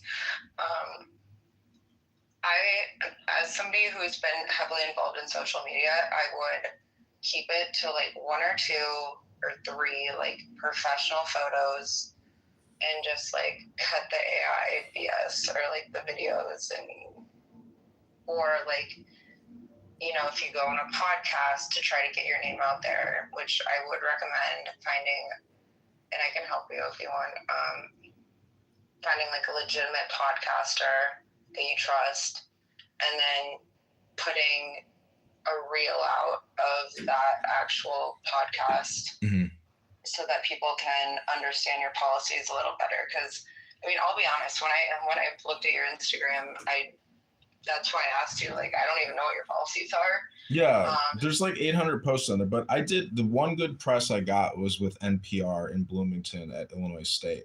I drove down there and did an interview, and that was like my best press that I generated out of the campaign. And I called LaHood a rhino. I said he's a traitor to the Second Amendment. I don't remember if I brought up my complaint about the vaccine, but either way, I just wanted to have like a friendly, nice, you know, introduction type of press, and it achieved my goal. You know, and see, this whole thing is like a psyop, Victoria, meaning like, oh, trust me, I know. Yeah, I mean, part of it is also comedy. Like, if like I'm using Sora to make sitcom videos, and they're getting a lot of views on YouTube, and I'm pretty sure that like over the next, like, you know, 90 days, like I will be able to generate, you know, I don't know, low few million at least in views. But so I would just, and again, this is just my personal opinion. I'm very opinionated, if you can't tell. I would I really would not do anything AI. I would take every single one of your posts down. I would have one main account. Like John It's too from late. Congress. It's too late. You don't understand. I have so many AI videos out there of my face. I'm not worried about it. It's AI, right? So like people can always you can always just say, "Oh, I didn't create that." Like no, I'm intentionally creating them. I have many phones creating AI videos of me. Again, my personal opinion, but I would not do that. Well, I appreciate your opinion, but I'm not going to stop doing it because I think it's like freaking hilarious. But I do hate that I'm actually but like people don't want a comedian in office. Like I think, and especially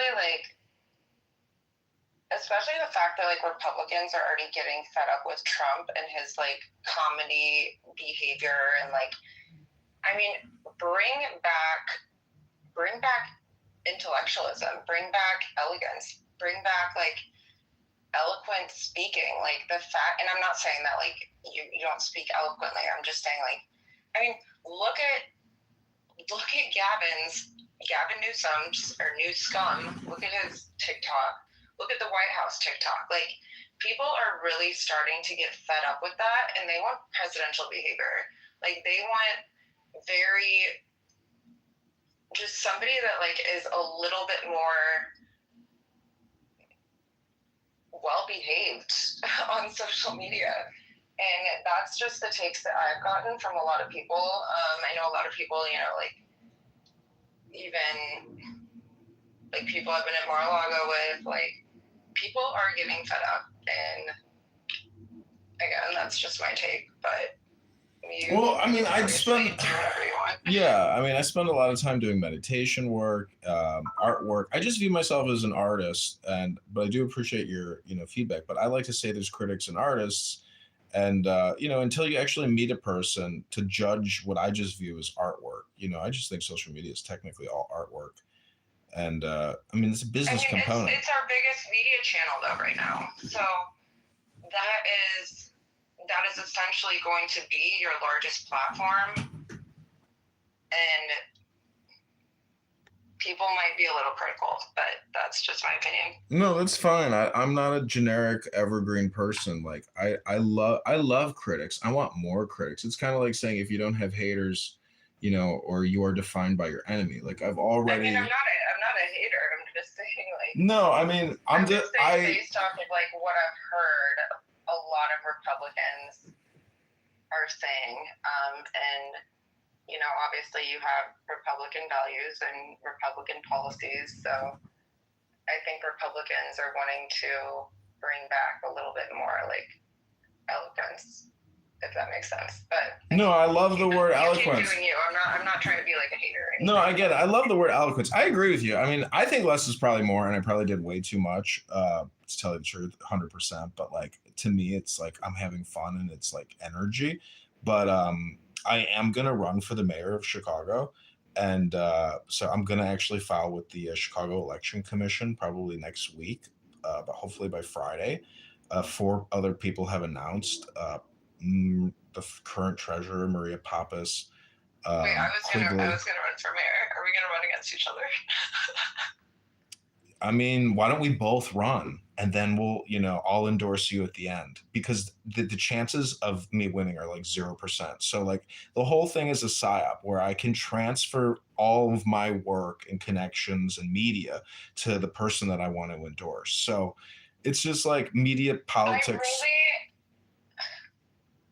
Okay. Because a lot of this is comments and then polls. We do need a Republican mayor. Like, this city's become a dumpster fire. But then I also look back at Rudy Giuliani. So when Rudy Giuliani was, in charge of New York and everything, Rudy Giuliani's a fucking mess. Like, I don't know. Well, the one thing that I have in terms of this campaign is I own a building and about like 600,000 cars pass by it at least every month, at least 600,000. It's like nonstop cars. So I'm going to put up a big John Kitover for mayor billboard. And I'm going to test that to see how many follows, likes, et cetera, views I can generate out of 600,000 impressions a month at a minimum. But it's the unfortunate thing about that is it's like drawing attention to my house. I don't know if I want to actually do that, if it's a good idea or not. Yeah, you might get like death threats. That's what I'm thinking. Maybe somebody will like fucking firebomb me or something. I don't know. Like,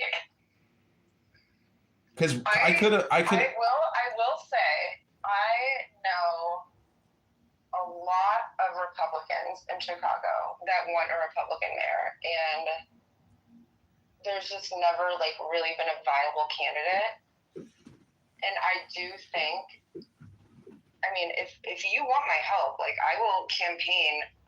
See, like I'm just so far deep in my company right now. I also own a nonprofit. Like I'm an AI advisor. Like I have so much going on that like I don't know if I want to drop all of that and actually run for office, because I want to do it the smart way, right? Like I don't want the first office that I actually run for to be mayor of Chicago, because that would make me look stupid. You have to look at it though as a self-promotion opportunity, because this is going to be the most focused and concentrated like media mayoral race in the country. And so it's the profile for the individual running is huge.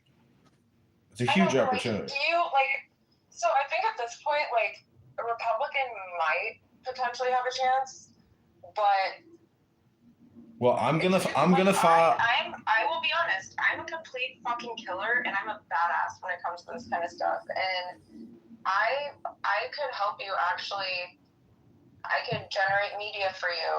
I mean, like I said, I have contacts in media everywhere. Well, why don't you just file it? Why don't you just file as well?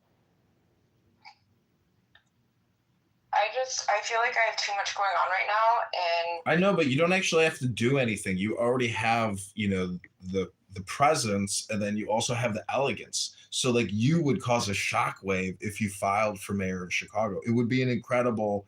You're gonna get so much media requests, and you just pick and choose. Like be very discerning and selective with your time. I know, but I'm kind of like, I don't think I'm like in the right headspace right now, just because of everything that's going on, like constantly having to testify, like constantly having to do interviews, like with like the Epstein files and like Paolo Zampoli and like everything else that's like going on. Like I just don't think that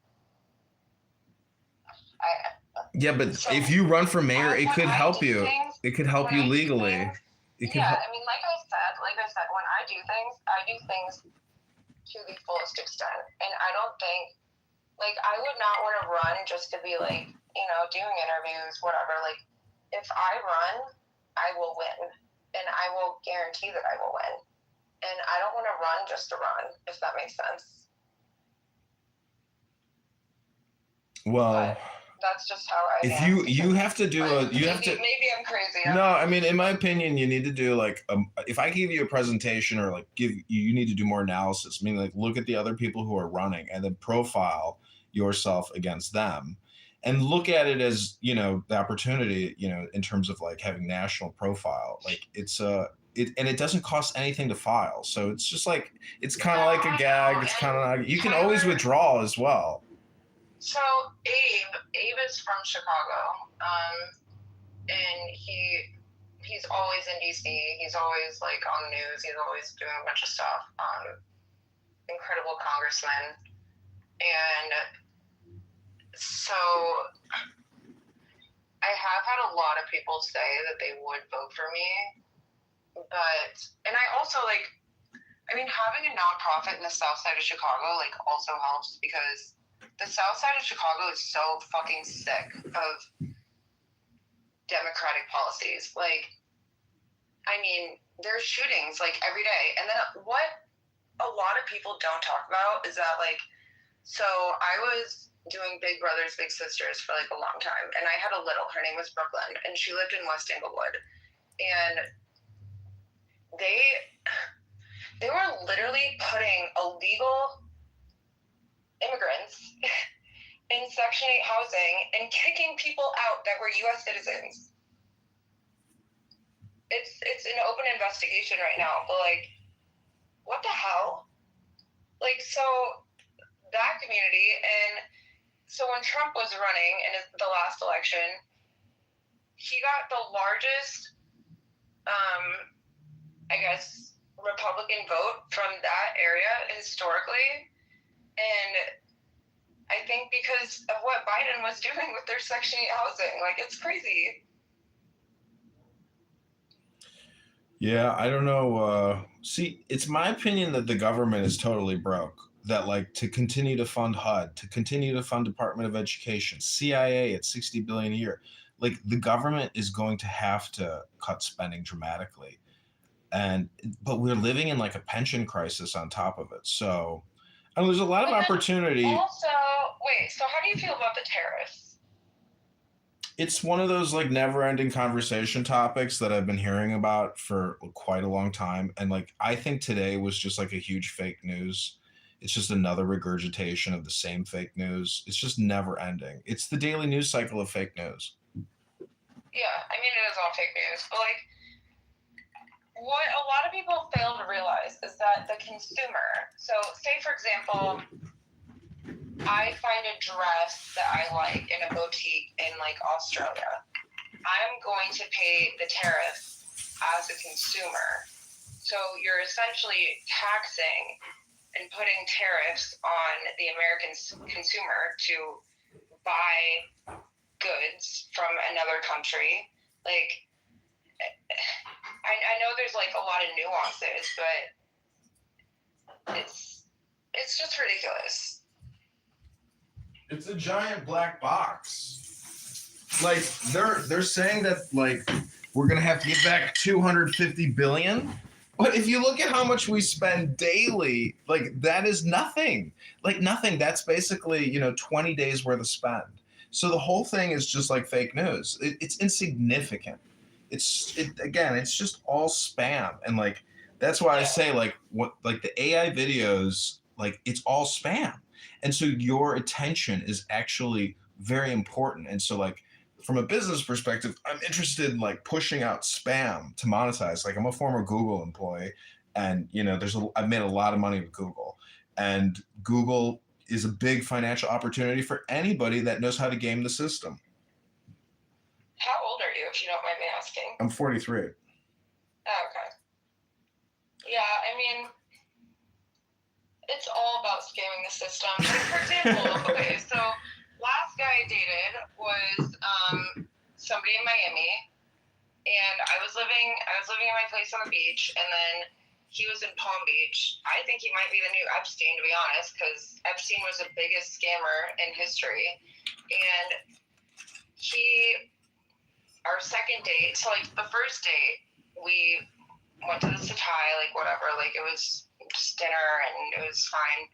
And then the second date, we went to the Rolex Open, which is like, it's in Wellington. It's a horse show jumping event because I grew up riding horses, and I mean, he fake scammed his way in, and it's like, you always target the weakest link in the wealthiest families. So for him, and he introduced me to the Gates family there.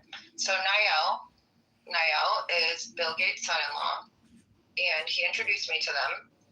Niall's the weakest link because first of all, he's from Egypt, and I saw, like, I mean, we were like sitting on the couch together, and I would see their text exchanges, and like, Niall is scared for his life because he's trying to get out of that family. And it's just crazy how, like, I don't know. I like to do things ethically. I don't like to research people and target the weakest link.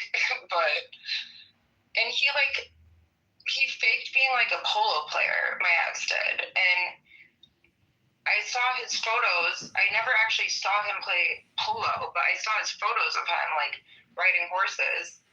And I've ridden for 30 years. You're not a polo player. Like, you have like, maybe you rode a horse one time and did like a polo class, but like, no. It's so ridiculous.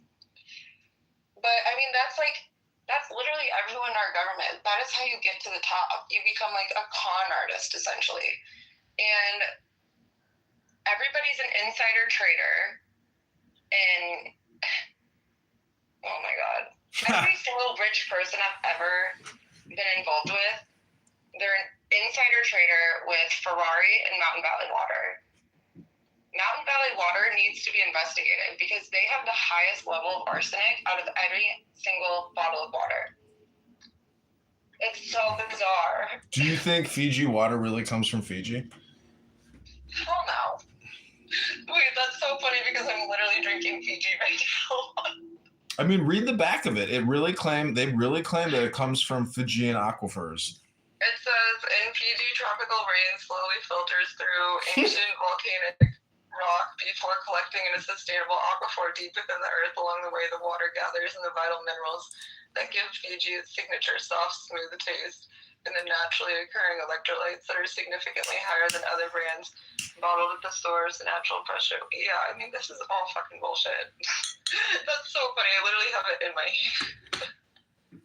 See, I think it's like they put it in the past tense or something, and like they rebranded it because like maybe it really did come from Fiji, but then when the private equity firm bought it out, they changed the wording to describe the natural beauty as opposed to saying that this product actually comes from Fiji, which would be impossible. How the fuck would you transport all that water across the Pacific? It's so stupid. It's funny though. And I mean, Mountain Valley Water, like a lot of rich people, like, and then also, this is interesting. This is an interesting fact.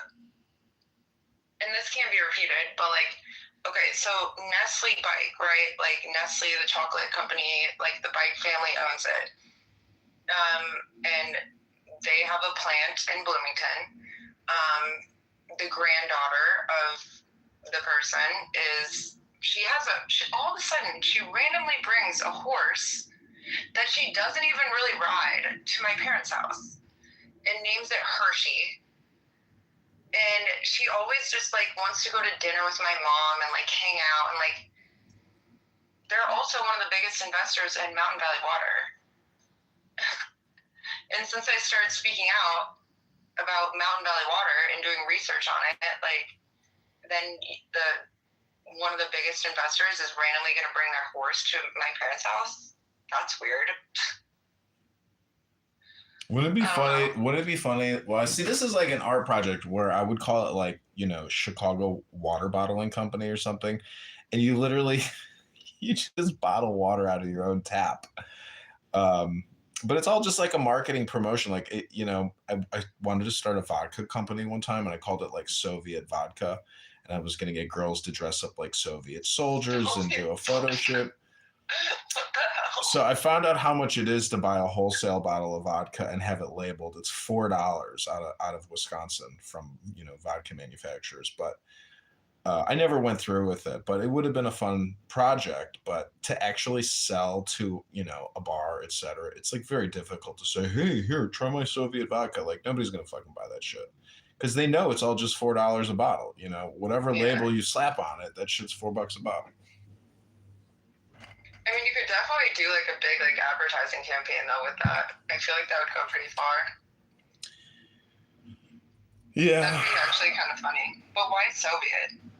Just because like there's Stolichnaya vodka, and like if you look at the communist photos of like you know, the communist founders of Russia or whatever the fuck it is, you know, the writer or whatever, Karl Marx, etc. Like it's just like very artsy kind of photos with like a very specific style, and like I thought it would just like look cool on a vodka bottle or something, you know. Oh yeah, I mean I don't really drink, so I don't know.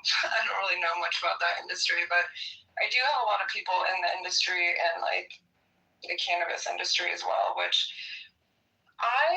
this is also insane. So I was approached when I was walking down the street by a random guy. And this happened, this happened in September in Chicago. And he was like hitting on me. And then he's like, hey, my family he was Saudi. he's like, hey, my family owns like a bunch of cannabis shops. Do you want to like be a lobbyist at the NCSL conference in DC? And so the NCSL conference was primarily, it was cannabis and AI focused because they had to go down to I've smoked weed one time in my life when I was 14, like THC 3. So that's 3% THC in cannabis. And I went to the NCSL conference in Chicago, and I just got weird vibes. But like, how are you literally just gonna approach a random stranger on the street and be like, well, his first words were like, where are you from? You don't look like you live here. Because, I mean, I'm tall and tan and blonde, whatever the fuck. But, like, it was weird. I don't know. Wait, did I mention? This is also weird. Wait, let me show you this. Did I mention the Muslim Arabic prayer mat that I got in the mail yesterday? And nobody knows where I live? Look at this. Look at this. This is crazy. I'm going to FaceTime you for a second. This is wild. I mean, don't look at my face because... I'm not on an iPhone. This is a Motorola. Oh, shit. Okay, I'll just send you a photo then. But I just contoured my face with, like, spray tan, so I look orange. But it doesn't even... Okay, first of all, it doesn't have my name on it. It says Veronica. Holy cow, actually. It is so weird. And my doorman, like, God bless his heart. I basically had to brief him that weird shit happens because I'm not paranoid, like, but what the fuck is this?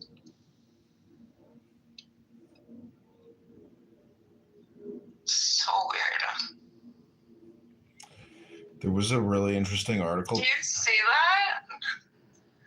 Let me see. Like, what is that?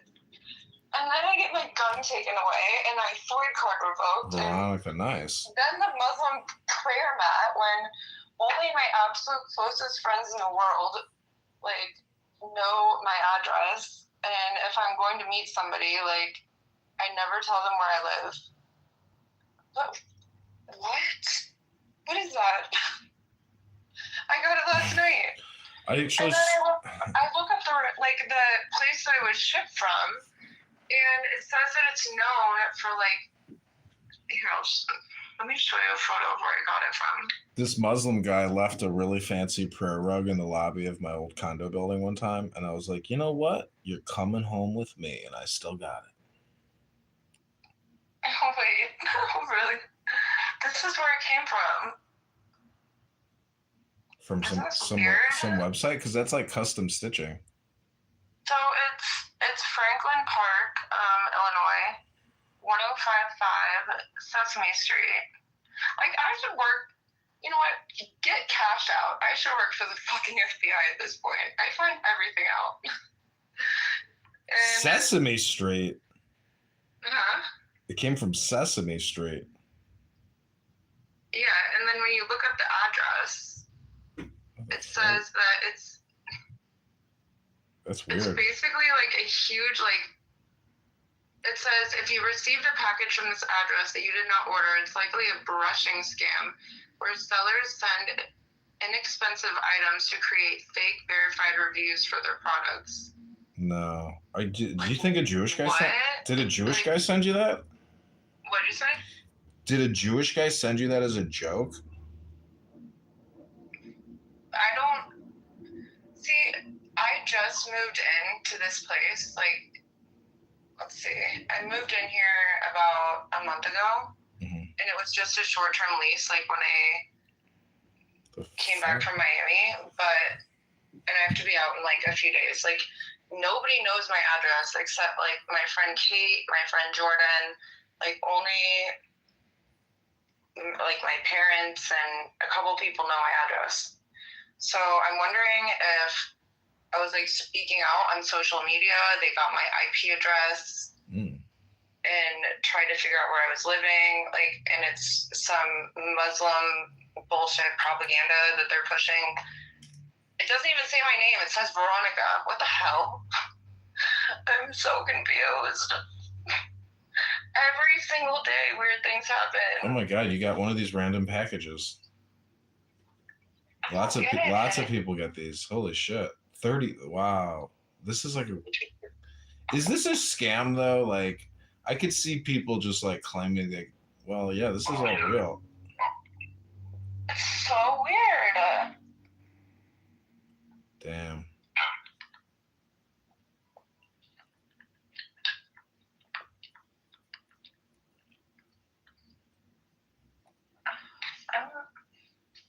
I am so sick of this. I don't even know. Like, it's like warehouse. every day there's something new, and then that place is empty. My laptop got stolen. My brother's laptop got stolen, and then my dad's laptop got stolen, and they tracked it. And the place is empty, by the way. 1055 Sesame is an empty warehouse. What the fuck? Yeah, and then my dad's laptop recently got stolen, and oh my God. It had like a bunch of like important, I don't know, like personal documents that were not backed up, and he tracked it.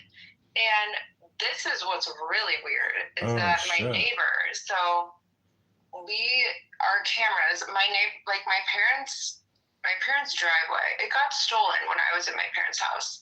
And it was right around the time that the two PIs showed up back to back. And their driveway is like a half mile long in the middle of nowhere. And my dad had like a tracking device on his laptop. And my neighbor, his name is Jimmy, he said that he saw a woman walking out that looked like me with the laptop at 3:00 in the morning, and it tracked because like it did disappear according to my dad's like tracking at 3:00 in the morning. But why did she look like me? Like, this is like some kind of international scam. I'm looking at all the Google reviews, and it's like they go back 2 years, 8 months, 4 weeks, like nothing but crazy negative. Crazy, worst place ever, horrible place. Like the Google reviews are crazy. It's called I'm legitimately starting to get scared. Like, it's data theft. It's all data theft. Like you're probably on the fucking dark web, and people are selling your fucking data. No, I'm not on the dark web ever. Like I'm rarely on my phone. Yeah, like, but why would you get a package from this like Sesame Street place? I just looked at the reviews. I have no idea, and I have never ordered. Like I said, I moved in here a month ago. Oh, it says Veronica. It doesn't even say Victoria. I've never, but like did you see what the packaging says? It says Victoria Naomi Drake, and then my unit and my address. Oh, I see. Like, I don't know. After I did my interview with the New York Times person, like, weird stuff starts happening, and then the person I interviewed with, she said weird stuff might start happening, like this is the most dangerous person in the world, and then he tried to kill my friend Amanda and her mom, and he lives in Chile, and my friend Amanda's in Brazil right now, and I'm in too deep. Yikes. I don't know. Somebody's just playing mind games with you. That's what's really happening. But I don't know how anybody would know my address.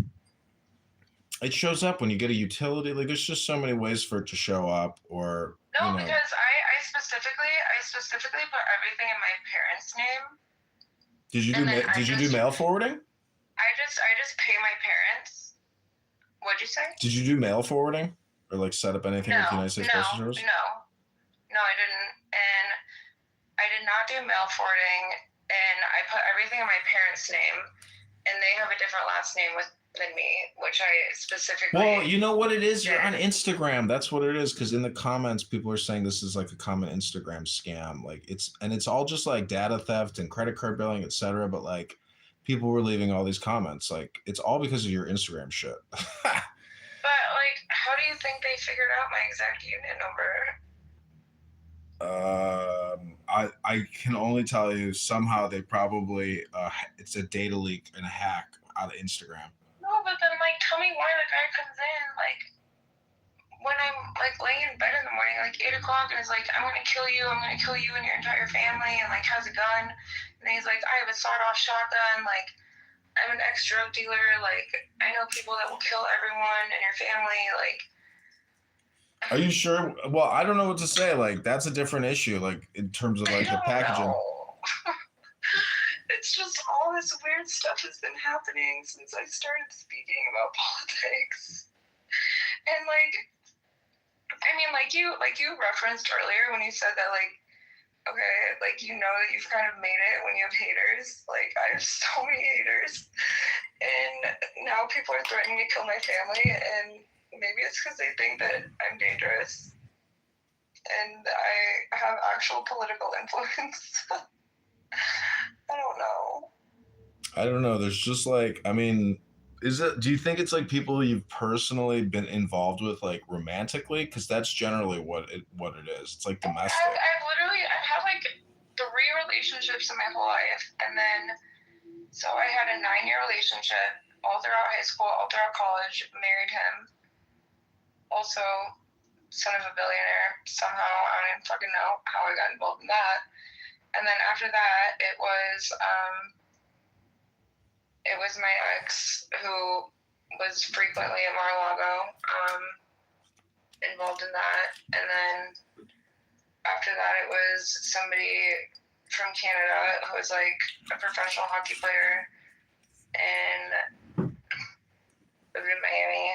And then after that, I don't even count the con artist who introduced me to the Gates family as a relationship because it was literally like 1 month. I don't know. Those are like, I haven't been involved with that many people. Well, do you believe in astrology? To an extent. I mean, I do have that app, what's it called, like CoStar or whatever. And I do read it sometimes, and every time I do pull it up, it is accurate. But I don't know, do you? Well, there was this article that came out in the Daily Mail today. It says, they argue that quantum physics taking place within our skull is what generates awareness. This includes the idea that particles can exist in multiple states and locations at the same time. As a result, our consciousness can hypothetically connect with consciousness across the world and even the universe, they argue. You know what was really weird, though? So I was at Soho Beach House in Miami, and I lived very close to it, and I walk in, and I'm meeting my friend Cassie, and all 3 of my exes are in the pool within like a 5-foot radius of each other. Like even people that I hadn't seen in years. I'm like, what the fuck is going on? Why are you all here? And then they like start coming up to me, and then I only talked to one of them who I'm still friends with, like his mom and his sister and his grandma and everyone. Like, that was the only one that I talked to, and then I just left. I was like, all right, I'm walking home. I'm done. I can't. What's your sign? I'm Scorpio. Wait, I'm a Scorpio. When's your birthday? November 7th. Oh, wow, I'm the 6th. No fucking way. Wait, do you have CoStar? What's that? Like no, I don't know what that is. So it's an app. You should download it. What, for commercial real estate? No, for astrology. Oh. So, for example, it says a day at a glance, and then you can connect with other people, and it can say, like, I don't know, like how you can like improve communication, like based on your signs, like. So it says a worthwhile relationship isn't made up of two halves but two wholes. Yeah. Stop looking for somebody to complete you. The right person won't fill your gaps. They'll appreciate that you don't have any. Work on yourself first. And then it says there's like do's and don'ts. It says don't shot in the dark, nostalgia, synthetic fabrics, it's random. Do eye contact, collaborative playlists, and spin the bottle. And then it says areas in your life, luck and sex and love. Today, boldness brings unexpected rewards. Your natural open-mindedness is amplified now, making you more willing to take chances with others that might have seemed too risky before. The doubt you feel before acting isn't a warning, it's just a price of admission to meaningful connection. Luck with friends, the masks fall away. Your Scorpio intensity gives you unusual power in social settings right now, making some connections more real than they've been in some time. People can handle your unfiltered thoughts better than you expect. Can they though?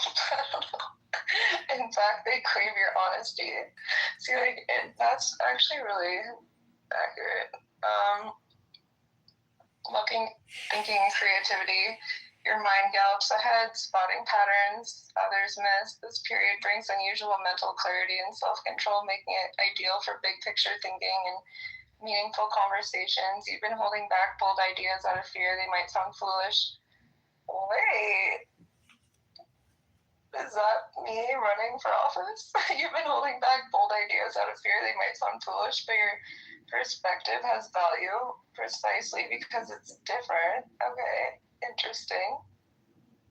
Yeah, you should file. I'll go with you. We'll file together at the Chicago Election Commission, and we'll both. Wait, I'm actually down. Yeah, we'll both file for the mayoralship at the same time.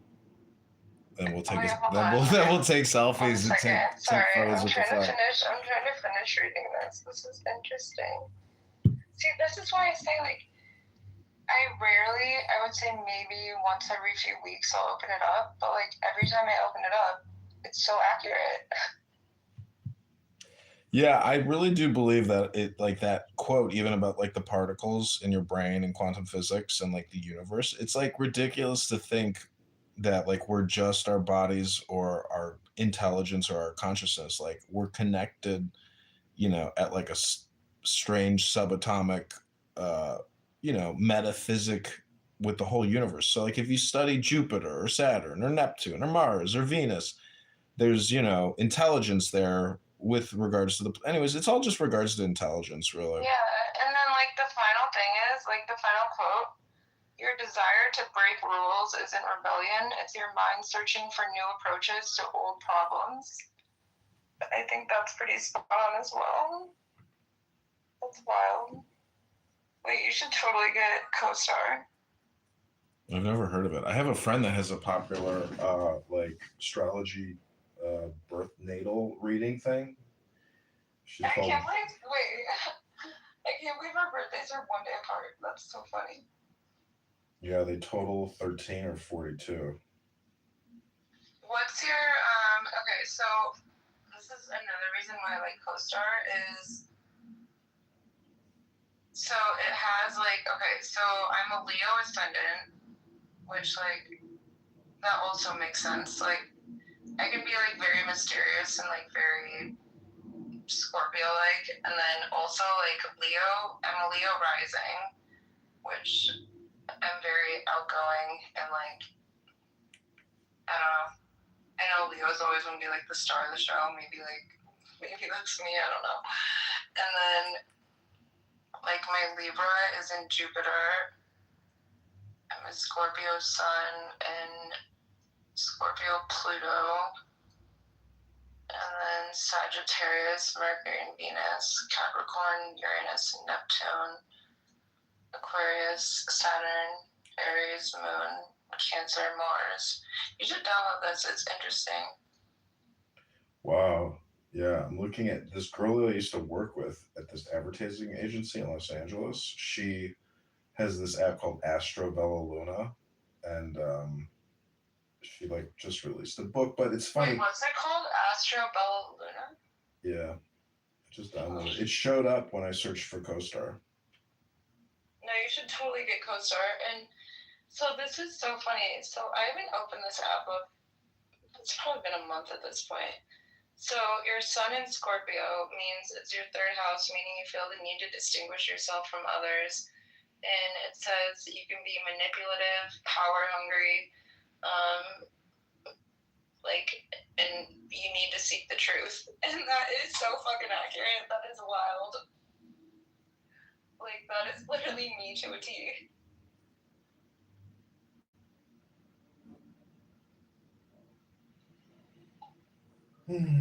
Well, I like doing yoga because it's amazing. Like I've been doing yoga for many years, and there's like a balance that like you can achieve, and like you can like almost recognize it. And so like even I was on the treadmill today, and I was like thinking about like that, like moment of like total balance, and I don't know, it kind of just like it kind of works for everything. Do you do hot yoga?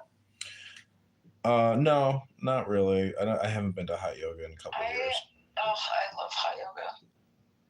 It's like Yeah. my favorite workout. I love it too. I mean, I sit in the sauna. The gym I go to's got a big sauna, big steam room, so like I like stretching in there too. But Yeah. I used to do Bikram in Lincoln Park, and that was intense. And I think I was in really good shape at that point. I must have been, because I came out of the Army and military academy, and so yeah, I was doing like really intense Bikram. But there were times where I even had to like stop and like go to child's pose to just like not pass out because it was too intense. Yeah, I love yoga.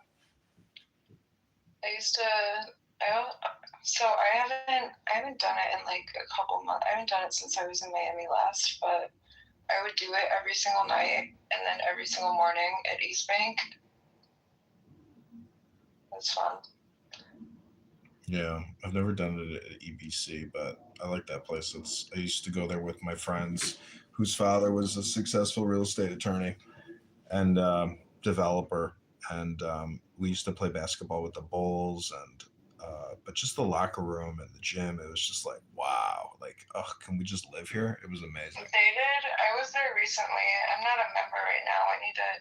I'm probably going to become a new member now that I'm back in Chicago, but. Do you have a workout room in your building? What'd you say? Do you have a workout room in your building? Yeah, I have a gym. Oh my God, don't join EBC. Like, it's so crazy if you already have like a workout room in your building. I mean, it's $280 a month. Like, it's not like it's outrageous. Yeah, I just look at it as like a time thing, but I mean, if you're close by, it's like. I mean, yeah, I am pretty close by. I could walk there. Yeah, it's probably worth it then. I mean, it's like being at a country club for $280 a month. No, I would go there, and then me and two of my friends, we would do hot yoga every single morning at 7, and then we would like just work there all day because they did a renovation and they have like all these business rooms now, and so then like work there all day and then do some cardio in between and then do hot yoga at night. Like it was fun. Have you ever been to the Union League downtown? No, I haven't. They have like a private member library in there, which is really dope. But they have what's called like the rooms, and it's all tied to like societies within the Union League. So they have like a very strange room called the Little Boy Room, and it's nothing but like pictures of little boys all over the room. That is so fucking like pedophilia. Like what? I've been in there. I've seen it. Like, I wouldn't really describe it as pedophilic. It's actually like very art. It's like probably like, I mean, it's like an antique artwork room at this point because it's probably from the 20s. But it's just you'd have to see all the rooms. Like, it's all artwork. Each room is technically done up. Wait, are you talking about the what's it called? I'm trying to remember. Like, since I just came back here, I'm trying to remember like all the. Is it the Chicago like Union League? Yeah, Union League. Oh, okay. Yeah, no, I've been there, but I've never. I don't recall a little boy room. That's all. So, like, if you go to the they have like a restaurant on one of the floors there, and it's you can't wear jeans, but they have this like wooden filing cabinet with like all the cards in Wait, there. what? Yeah, wait. I know what you're talking about. What's that restaurant called again? It's the I can't remember. I used to go there for alumni It's events. super close to me. Shoot, what's it called? See, like this is my problem. Is I have really bad ADHD, and then I just if I can't think of the name of something, I have to look it up. Anyways, I'm just saying, like, from a social perspective, like, it's a cool place because they have all these clubs that are attached to the rooms. So, like, yeah, it's just a social club. I'm just saying it's a cool, if you got money and you're in the area, like, it's a cool thing to participate in. What's it called? Oh my gosh, I cannot think of it. They also have an annual boxing championship there, which is fucking pretty fun. Like, you smoke cigars and they got, like, inner-city boxing tournament. It's pretty cool. I also I always used to go to Soho House here, but last time I was at Soho House here, it was such a dumpster fire. Like, I know we keep saying that, but like, so Chance the Rapper came in and they were filming a music video. Okay, first of all, it's Soho, like, you're not supposed to be filming. And they were filming a music video and they brought in all these like ghetto girls that were like twerking and like not wearing clothes. And I'm like, I gotta go. I'm done. I'm literally done. Like, I'm done with this place, and I haven't been back since. I don't think I've ever been there. I know girls that are members there. I'm just It's like, when do you go? Not worth it. Now that so Chance, he actually like moved very close to my ex's family's house on Lake Forest, and they became close. And then he would always buy like, and I'm not trying to sound like I'm like rich or anything or like a spoiled brat, whatever, but like, so my ex's family had a bunch of courtside seats at the Bulls games, and Chance, like, if we couldn't go, then Chance would buy the tickets, and he's a mess. Like I said, bring back eloquence. Yeah, I actually have. I'm gonna coin and I'm gonna patent this. Make America smart again. Massa. I actually have a book on eloquence. I have a lot of books. I have a big book collection. I'm in my library room in my house right now, surrounded by books, and I do have a book on eloquence. It's kind of, the whole thing is, it's like if you read it out loud, it really does improve your elegant speaking and, flourishment. It's all poetry, essentially. It's a poetry book, really. Interesting. Wait, what's it called? I believe it's called On the Art of... I love reading. Like, I listen to, like, audiobooks all the time. Like, when I'm just, like, even when I'm, like, working out or just, like, going for a walk, I listen to books. And, I mean, I read hardcovers, too, but... I think it's called, like, On the Art of Elegance and Eloquence, something to that extent. It would take... I would never be able to find it, but it's somewhere around here. Wait, I'm going to Google it. Maybe The Art of Eloquence. Wait, I think I know what you're talking about. Wait, I might have read this. It's a little bit like... It's called The Art of Eloquence. My grandma made me read it, because... Okay, wait, I know what you're talking about. It was so funny, like... My grandma's, like, very sassy, and, like, so she's from Germany, and she's just completely sassy German, and she's like... I remember growing up, she's like... I'm gonna, like, send you to etiquette school. You don't even know, like, what, like, and I'm, like, 4 years old, and she's like, you don't even know what fork to use at dinner. Like, you work from the outside in, and, like, all this other stuff, and, like, I'm literally a kid. I don't know. I just have, like, a very, like, picturesque memory of weird things growing up. It was always a threat to send me to etiquette school and my brother. And I'm like, I think it turned out okay. Yeah, I mean, etiquette in many ways is like the materialist, or it's like tea ceremony. Like my dad's wife, loves to put on like, fancy dinners with all types of, accessories on the table. And it's like, can we just get a hot dinner? I should show you.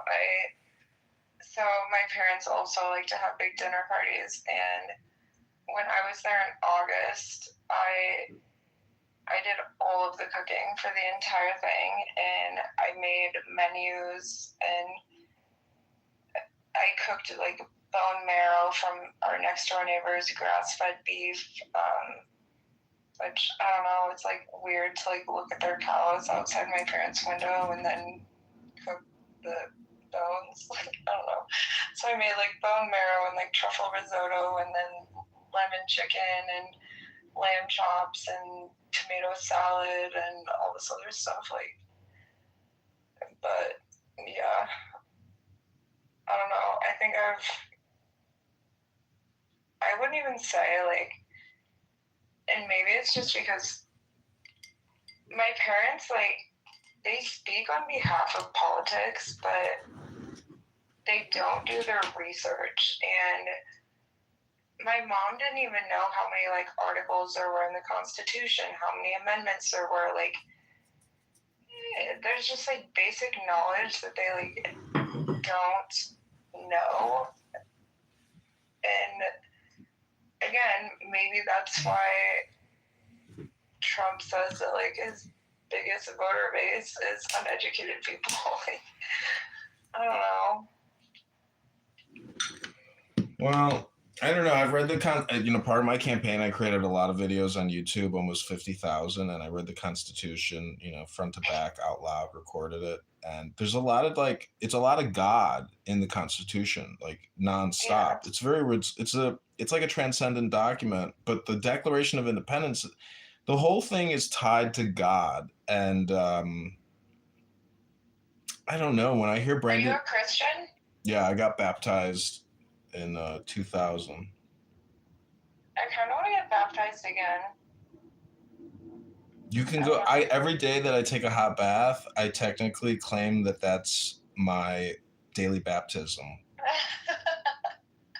It's like seriously, like, you think it's a joke, but like I feel like I'm not a sinful person, but I feel like I'm a pretty aggressive person, and so like in my communication with this campaign, so like I just view every day that I cleanse my sin of like spamming people politically, I mean, yeah, like I'm an extremely aggressive person. I'm aggressive as hell. Have you ever done like a disc profile, or what's it called? It starts with an M. It says like the personality type, and there's like 52 different personality types. Oh shoot, what's it called? Now I have to Google that. I have no chill. Sometimes I'm like, I wish I could just like smoke weed and be chill, but like I don't. Well, I just bought some new weed tonight at the dispensary near my house, and it's okay.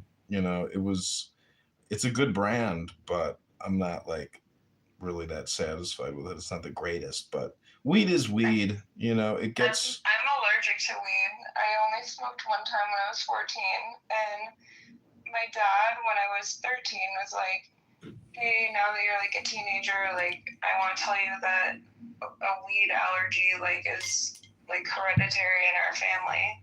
I didn't believe him. I smoked weed and I got blue lips. I had to go to the hospital, and then I got an allergy test done, and where they like prick your back, and yeah, I'm very allergic. Like I literally, even if somebody's like smoking within like a 15-foot radius of me, like I get high. Have you ever smoked a cigarette? Oh my god, funny story. So, okay, I vape all the time, which I know is horrible, but that didn't start until I bought my place in Miami. But like, my first cigarette I ever smoked, I'm trying to remember, I think I was 17, and it was me and all my friends, and like my parents have like, so there's 5 dormers on our house, right? And so like, it's a relatively flat roof, like right when you exit the dormer, and so we would climb out my window, and there was a bunch of leaves in the gutters. And so we had the window open, and me and all my friends were out there smoking cigarettes for the first time. And then I heard my parents, like, I heard somebody, like, knocking on the door, like, trying to walk in. And we all threw our cigarettes in the gutter and caught all the leaves on fire. Oh my god, it was so bad. It was awful.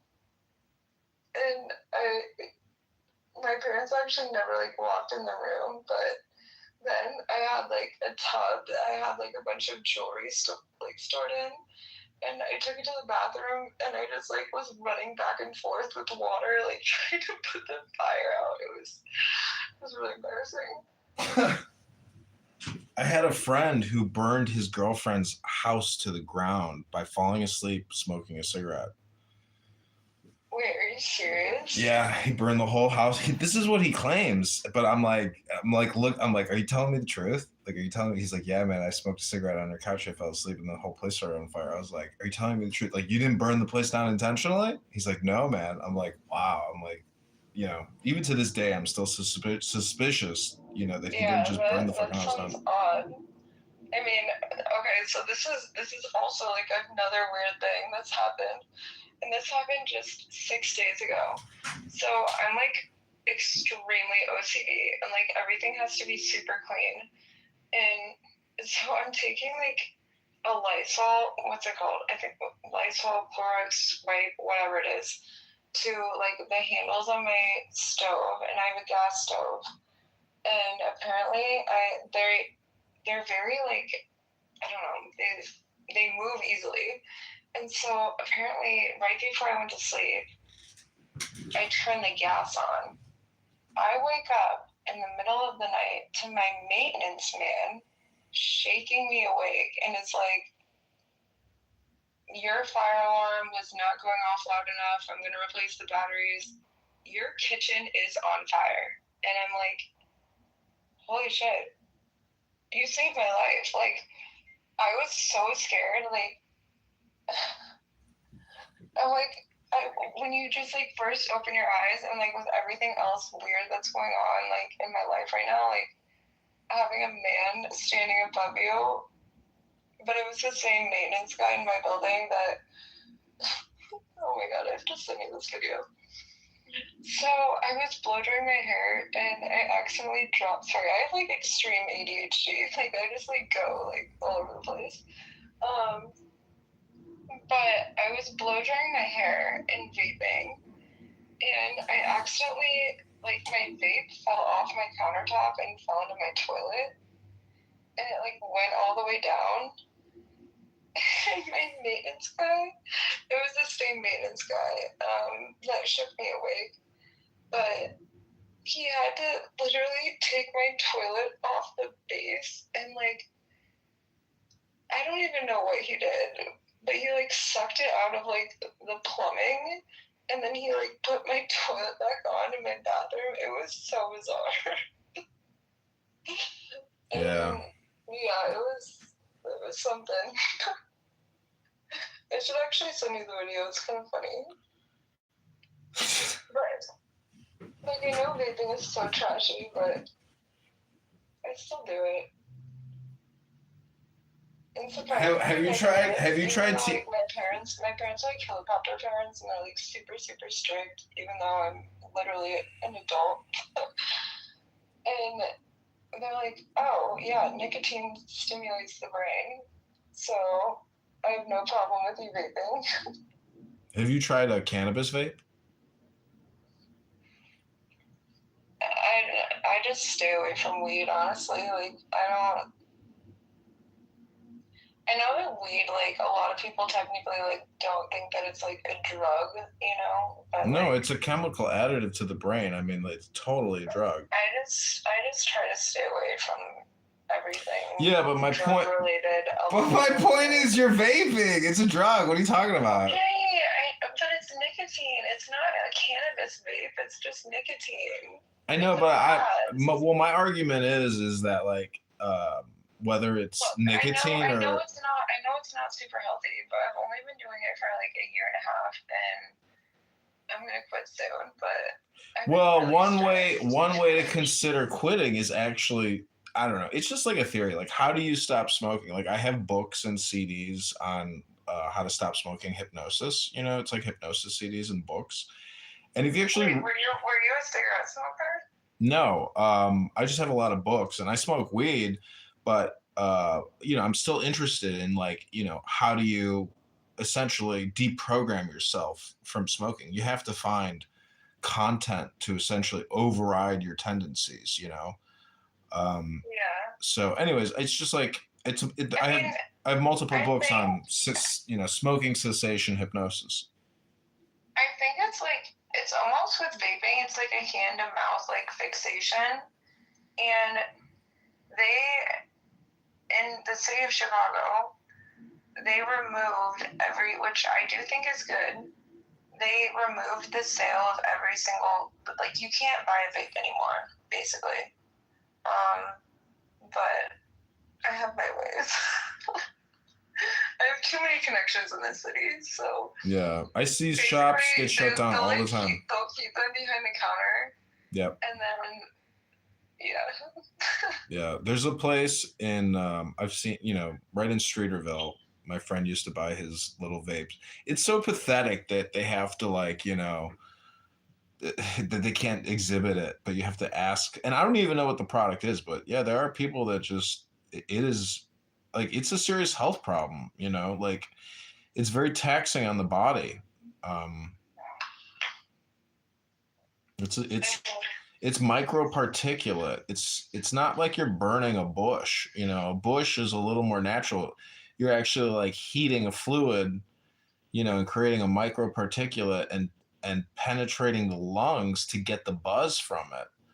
So, I mean, trust me, I know it's bad, but like, if that's the only like bad habit that I have, then whatever, it's fine.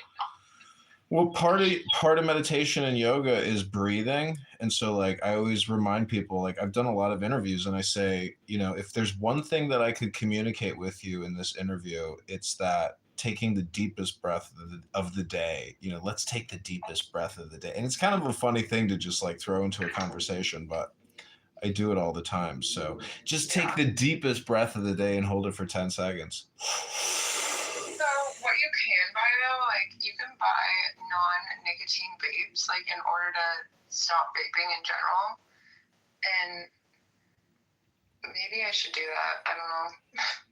Well, what you're doing, my theory is that every cigarette smoker is technically trying to take the deepest breath of the day.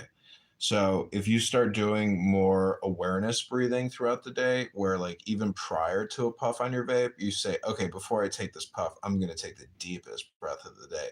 And then afterwards, after you take the hit from the vape, you say, okay, now I'm going to take the deepest breath of the day, and actually hold it for 10 seconds. Because when you put pressure on the lungs, you're pushing those, you know, microparticulates into your bloodstream by putting more pressure on your lungs. And so it's just something to think about when you smoke or breathe. Literally hitting my vape right now. Yeah, so try after you exhale, try now taking the deepest breath of the day. I've created videos on what's called diaphragmatic breathing using I've done meditation. I'm familiar with like breathing like through your diaphragm and everything like that. Like, but I've created videos on on diaphragmatic breathing plus cannabis, because do you know they used to treat you know, if you, what's it called when you have shortness of breath? I mean, I don't know, shortness of breath. No, what do people take the inhalers for? Asthma? Asthma. If you have asthma, do you know they used to treat that with tobacco, because tobacco flares open your capillaries on your lung and allows you to take in more. I had asthma when I was growing up, but then I started running like 5 miles a day every single day, and I got over it. Anyways, it's just something I read in the news the other day. I was like, oh wow, they used to make people smoke a cigarette if they were having an asthma attack. Well, I think this is interesting, but one of my friends was climbing Mount Everest, and he said that there was a woman that was like so far ahead of him and was just like literally running, like going straight up the mountain, like, and she was elderly. And he asked his guide, he's like, wait, what's going on? And he was like, oh, I know her. She's done this multiple times, but she smokes. So she smokes cigarettes, and she's used to less oxygen in her lungs. And so that way, like when you're at like a higher altitude, you're essentially like able to cope more with the higher altitude because obviously there's less oxygen there, and your lungs are already used to like the lesser amount of oxygen, and so then you can go to higher elevations more easily. I don't know, random, but interesting though at the same time. Wait, your friend actually climbed Mount Everest? Yeah. Holy shit. I've met some interesting people. Trust me. That's a very exclusive club.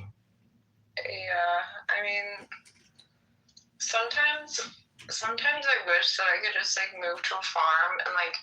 So one of my other friends, I'm not gonna say her name, but she was engaged to Brad Garlinghouse, who helps manage like all the.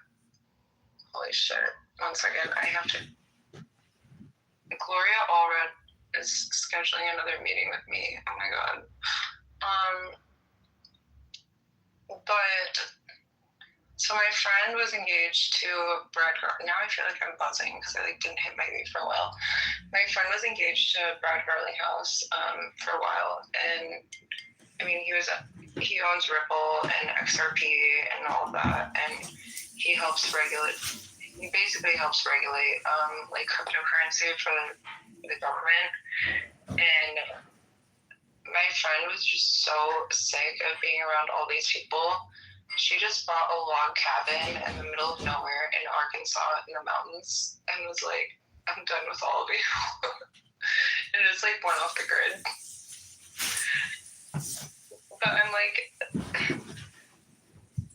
as much as like I know I'm a very, very strong person, I'm very strong-willed, and like I can be stubborn, I can be like manipulative, I always get whatever I want, I feel like.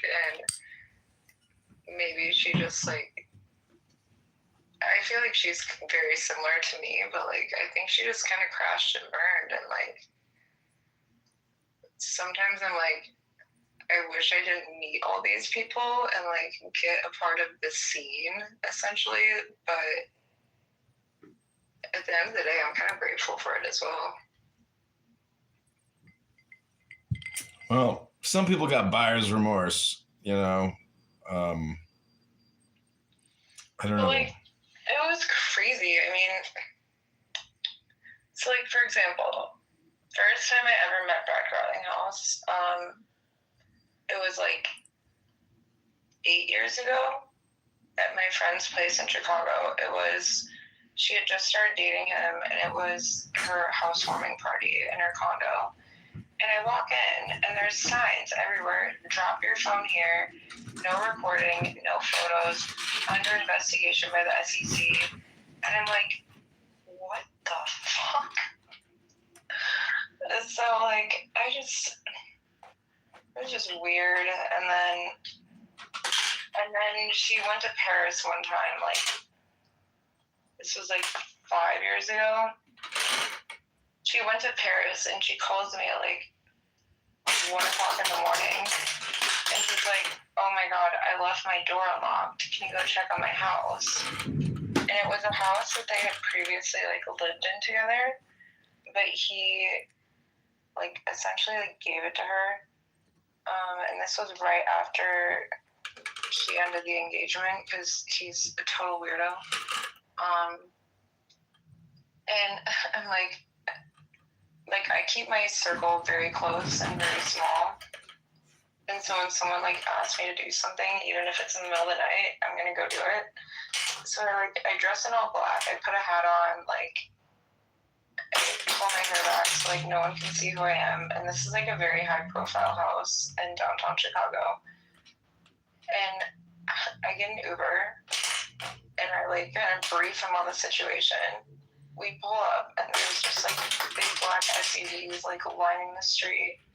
And I go throughout, like I take the Uber and like get a flashlight, and then because I didn't have a flashlight, and then I'm like walking through her house with a flashlight, and she's like, "Can you check for cameras? Like, can you like see who's there and like all this other stuff?" And like, I mean, to the average person, this would sound like extreme paranoia, but like when you're like in this deep, it's not paranoia anymore. Like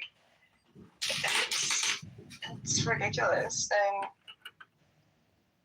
I mean, I don't even know how Brad Garlinghouse is like working for the government right now. I don't even know how he's worth $12 billion.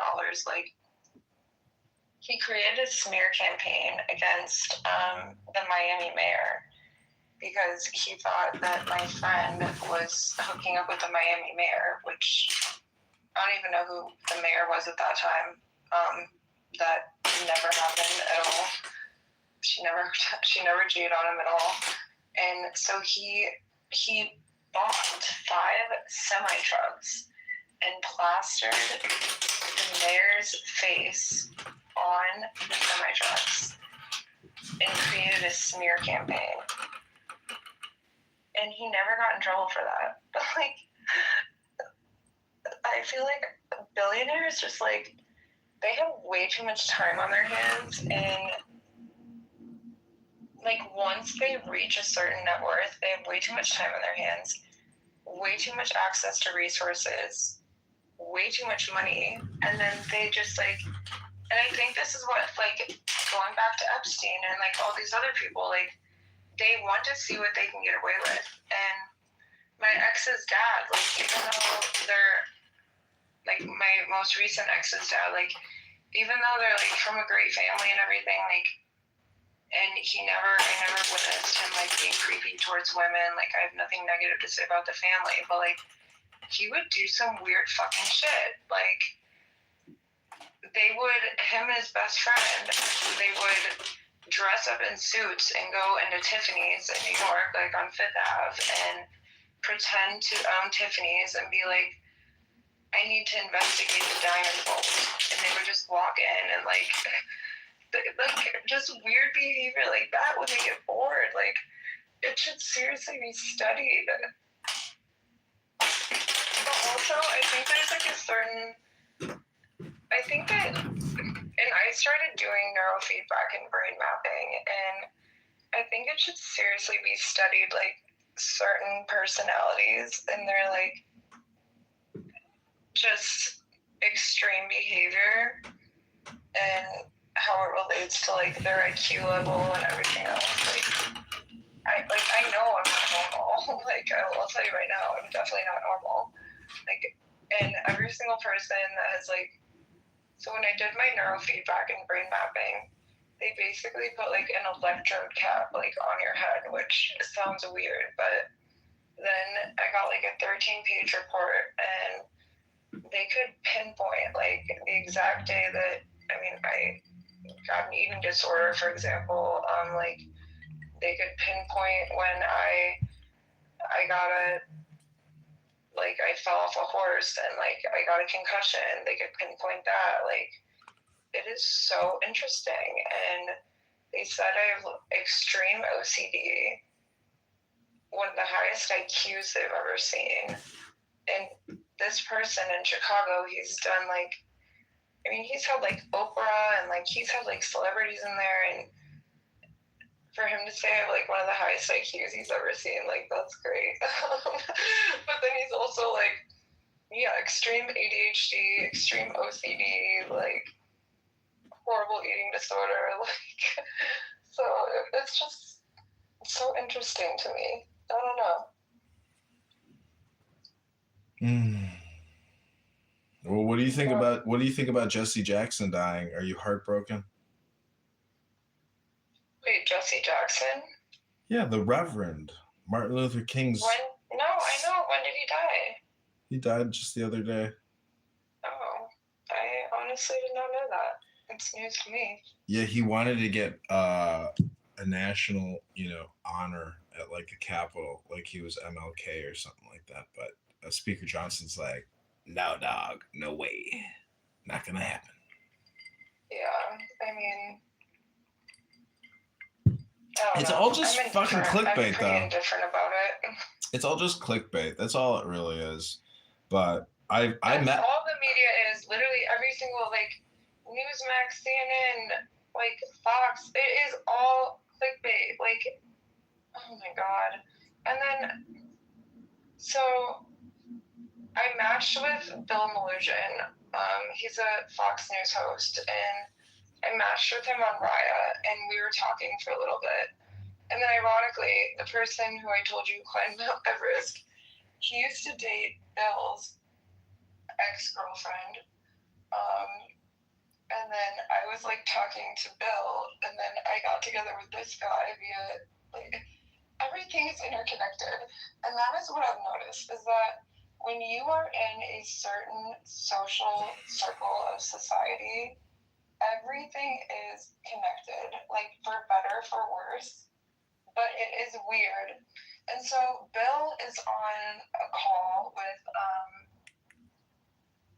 I'm trying to remember if it was Dana Farino or it was Martha McCallum. And so he's on a phone call with her, and they're just like talking about like the importance of getting that little like monkey who was like, I think his name was like Poncho or something. Like, oh, we need to do a story on Poncho. Like, I'm like, there are literally people in the government that were eating babies, and you're just gonna like, you're gonna downplay the media so much that you just want to talk about like a monkey who had like a stuffed animal that he liked. Like, what the fuck? I don't know. I mean, I just like I can't anymore. And you know what's also very interesting is that like both on the right and the left. And I think that the media really does try to divide people. I think we need to stop thinking in terms of right and left. I think we need to start thinking in terms of up and down, like political elitists versus normal people, and how normal people can have like a better life.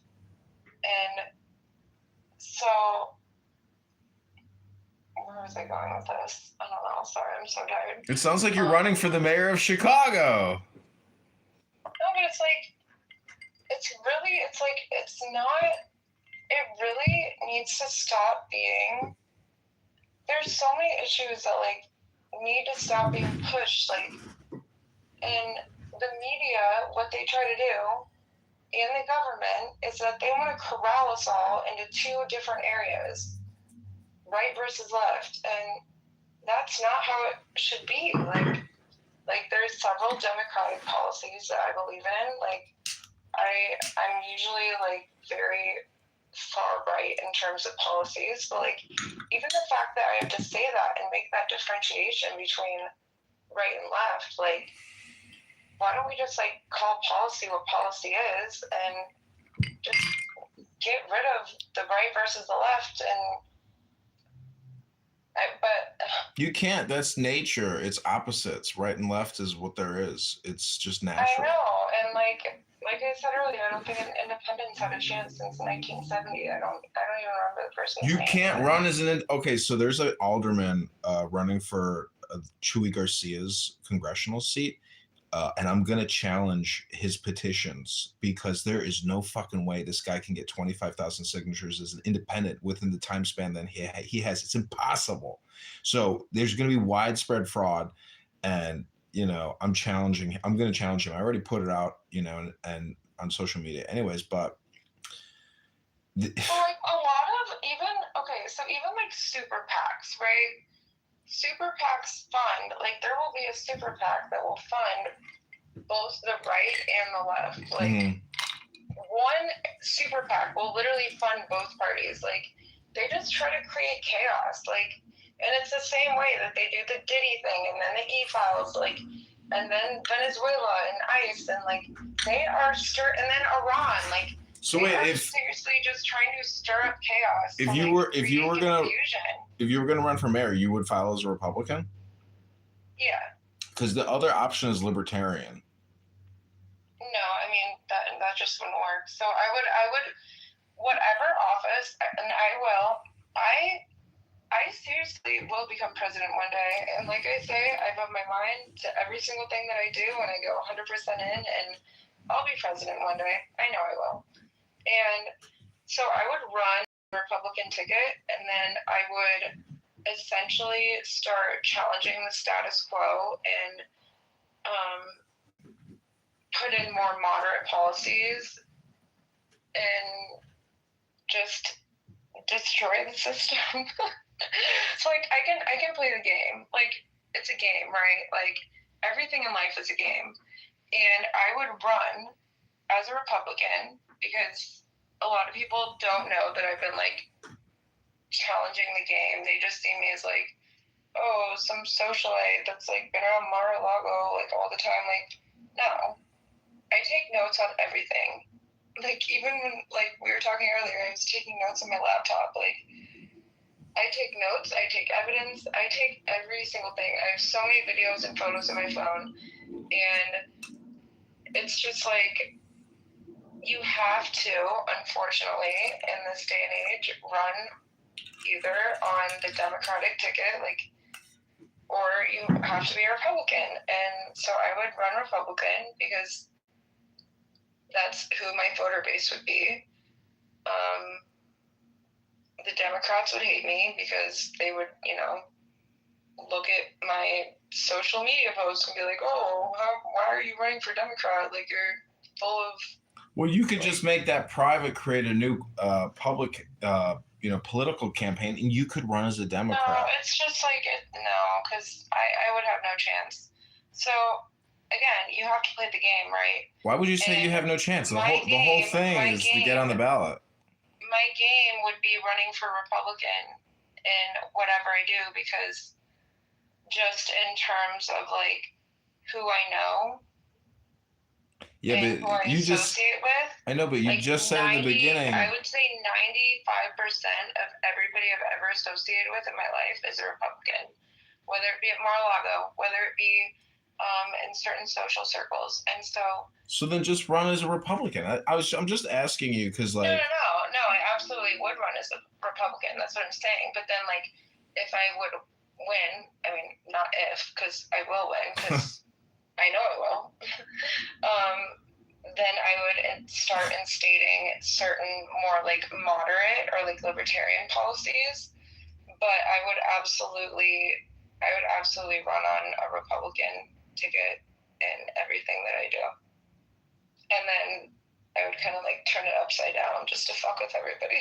Well, I don't think anybody has the patience for this, but actually teaching Republican history as like a regular communication, because I went to Abraham Lincoln's tomb when I filed for Congress, and my mother and I did the tour, but my mother talked the ear off of the woman at the front door, and I was so annoyed, but then the woman dropped a gem. She was talking about Republican history and how it didn't just come out of Wisconsin. Like there's this little white shack. It also came out of Michigan.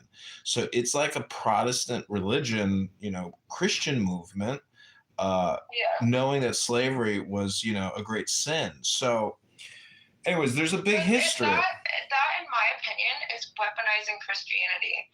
The same way that Erica fucking Kirk, I hate her. Oh my gosh. I should send you. I was trolling her. I was texting her on Charlie's phone and trolling her. The last text I sent her, I should send you a screenshot. It said, fuck you, you fucking sadistic bitch. You killed my friend. Oh, no. No, I know it's bad. It was really immature of me. But, I mean, she didn't pull the trigger. You don't got to say that to her. Like, she could also be under tremendous blackmail or something. We all make mistakes. But I've never seen a happier widow. Let's just put it that way. No, but like, there's a lot of there should be like a history book of like marriages and divorces that didn't end well. Because there's just there's so many stories. He took her out of his will, like, right? No, I didn't know that. Yeah, because she was having an affair.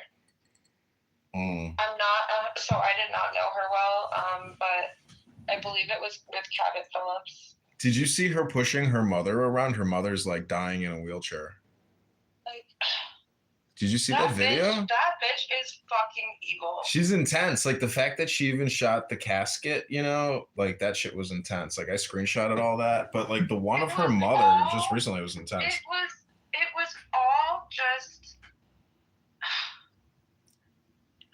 and like, it's like hard for me to talk about, honestly. Like, I've never been the same since that day, but it's just like, Erica is out of fucking control. Like, okay, so first of all, at the memorial, like I was supposed to go to the memorial with one of my friends, my friend Kurt, who founded Vital Proteins. He was one of my old next door neighbors when I lived in Trump, and I was supposed to go to the memorial with him, and then Candace was going to be there, and then Charlie's parents and his sister. And Kurt's son grew up with Charlie. They were very close, and we were all going to go together. Candace drops out. Then I'm like, I'm sorry, I can't do it, because I knew it was going to be a MAGA propaganda-filled fucking bullshit shit show, which it was. Who comes out and like, and the way that she wipes her tears, like when she like tries to be like sad about Charlie, like, you killed him, like, bitch, you fucking killed him. Well, she didn't shoot him, you know. I just. She didn't. She didn't shoot him. Who has like 7-foot tall sparklers at somebody's memorial? And then the only real person there was Tucker Carlson, and he just met in Israel with fuck, what was his name? He's Israeli UN ambassador. Huckabee. Yeah, he just met with Huckabee, and then he was detained in the airport. Yeah.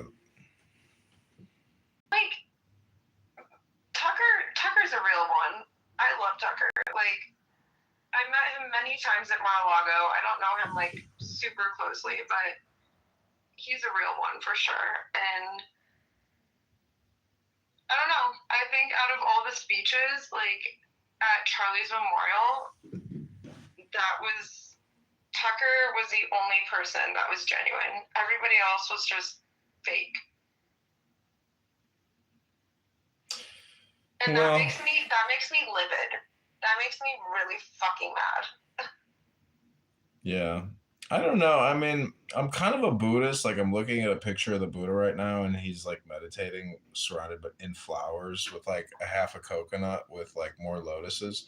And there's elephants, and he's just meditating, and like he's surrounded, you know, by like golden light and white, like light, white light. But anyways, I'm just saying that, like, you know, the whole media thing, like Tucker Carlson, the whole thing is just like one giant spam, you know? And it's like, how the fuck are they gonna boot Tucker from Fox News? It all goes back to starting to question the agenda. He started to question Israel. He started to question so many different things. Mm-hmm. And okay, so in my personal opinion, so first we have Charlie, right? He was killed. Then Nick Fuentes is going to be next. No, I already know this. Why do you think he's going to get assassinated?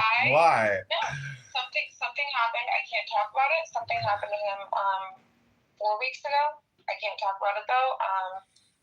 Nick is going to be next, and then we're probably going to have Tucker. I hope I'm not included in the mix. And like I said earlier, JD Vance. JD is an incredible person, and a lot of people didn't even know who he was, but I knew who he was literally, let's see, when did I first meet him? 2013? And then I read Hillbilly Elegy. I just randomly happened to buy the book in the airport, and I learned more about him. And So it makes sense, right, for Trump to pick him. A lot of people are like, what the hell? But this is what they do, is they target people from certain areas. JD was from Appalachia. He was from a poor town. And they try to insinuate you, like to do certain things and to say certain things and to attend certain events. And they'll pay for you to go to college. Like, I have literally witnessed firsthand on a fucking private jet where somebody was paying somebody off, I'm not going to use names, to get their daughter a scholarship, a D1 soccer scholarship, or like not a scholarship, I guess, like get D1 soccer in this particular college. And these people just pay everybody off. Like, I fucking can't. And then, yeah, I feel like deep down, JD is just like, honestly, a very, very good person. And I don't think he can handle political office. I think he's gonna start cracking very soon. The same way that Charlie started cracking. Like, you can only put up with these people for so long. If you're a good person, you can only put up with these people for so long before you start questioning the narrative and starting to crack. Like, it's nuts. I don't know. I mean, well, all I know I've is just seen what happens. Like, Peter Thiel is an elite homosexual billionaire in charge of one of the largest, funds on the world. I know who Peter Thiel is. Yeah, I know. I mean, does he like permanently like wax his body in coconut butter? How does his skin glisten so much?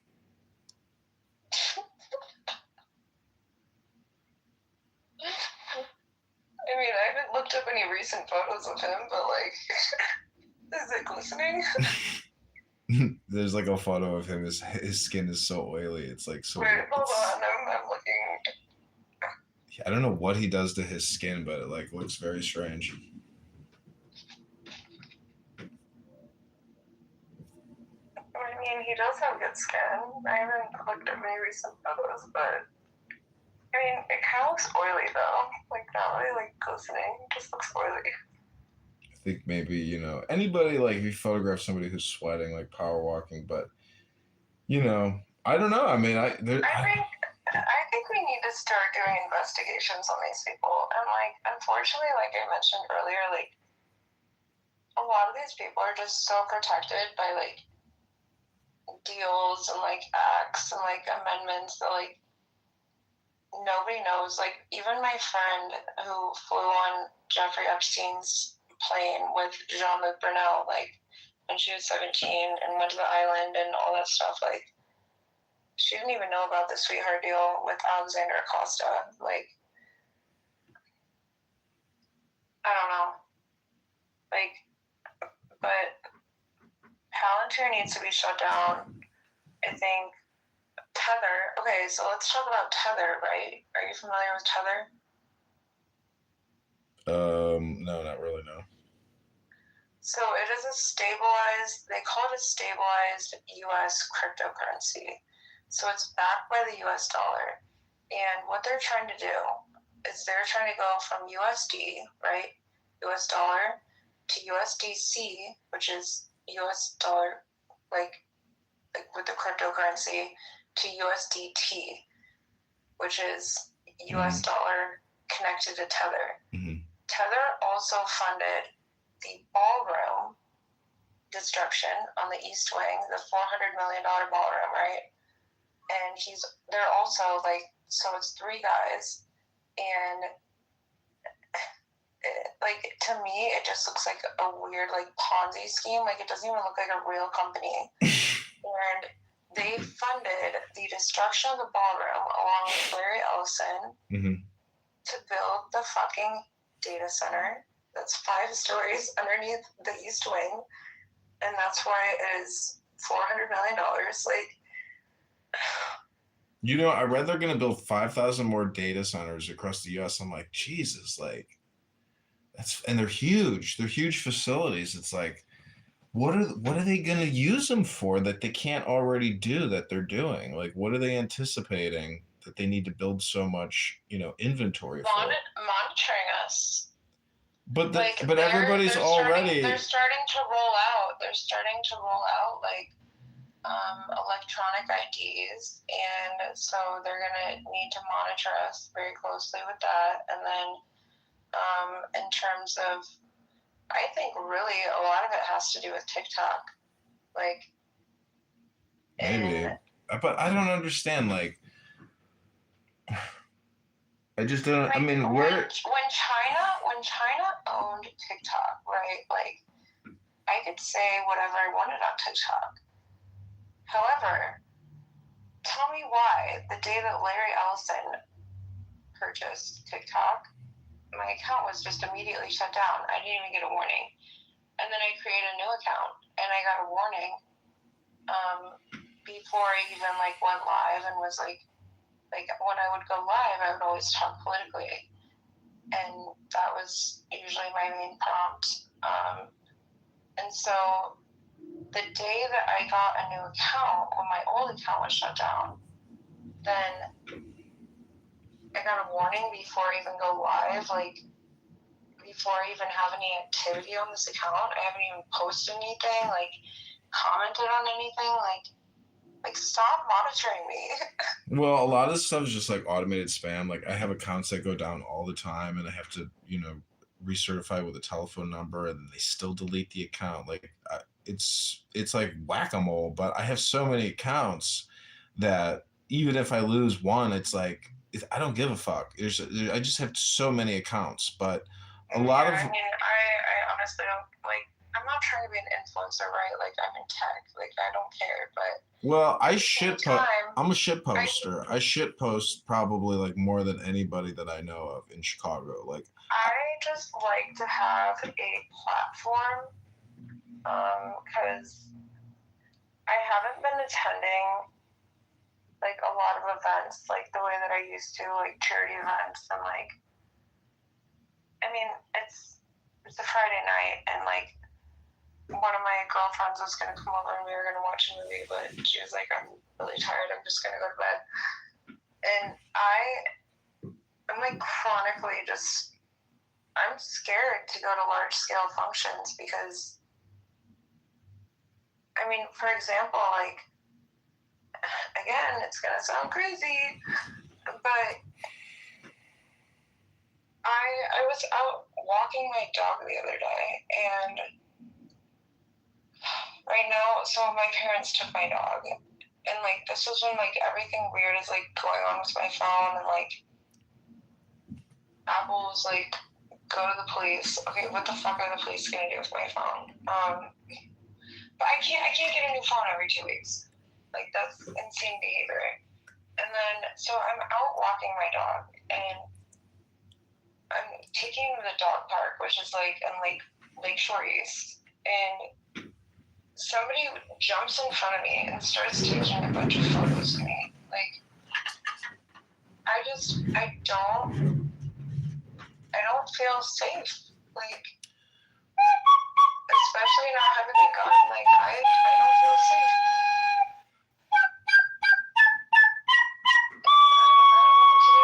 And my doorman, luckily, shout out to Paris, love him. That's like, I mean, not that like race or whatever matters, but like, he's like a 50-year-old like gay black man. I love him to death. He makes sure that there's always 2 cop cars sitting outside the building, like just in case. But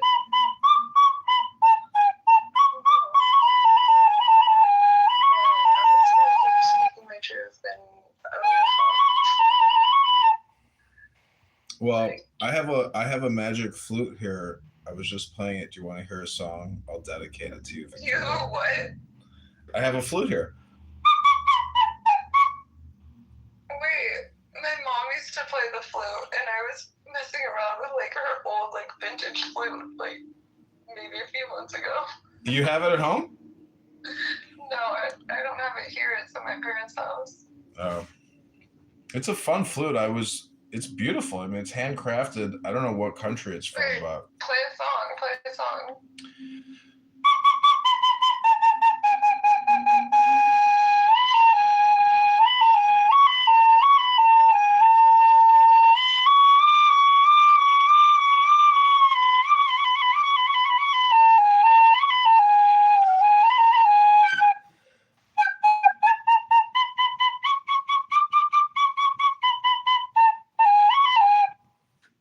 When did you start playing the flute?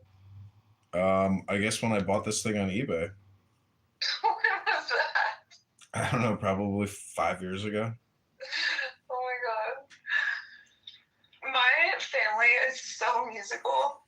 Like, so my parents made me start taking piano lessons when I was 4 years old.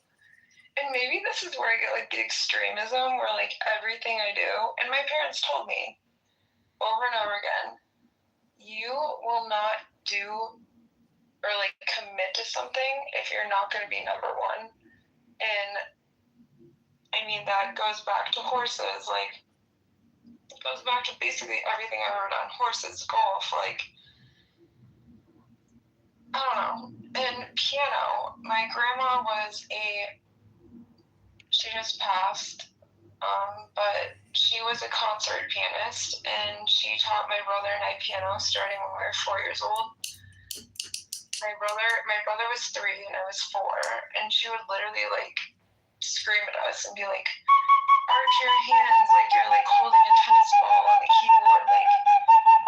And my parents would make me practice 45 minutes every single day. And yeah, we're like a very musical family.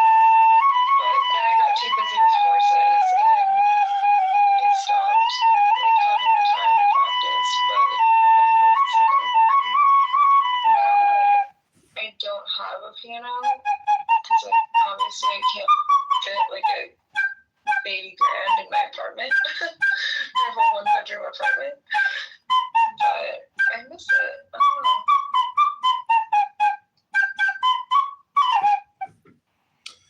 Well, I have a friend who has or had a really big cannabis business, and he loved horses, and him and his wife they loved their horses.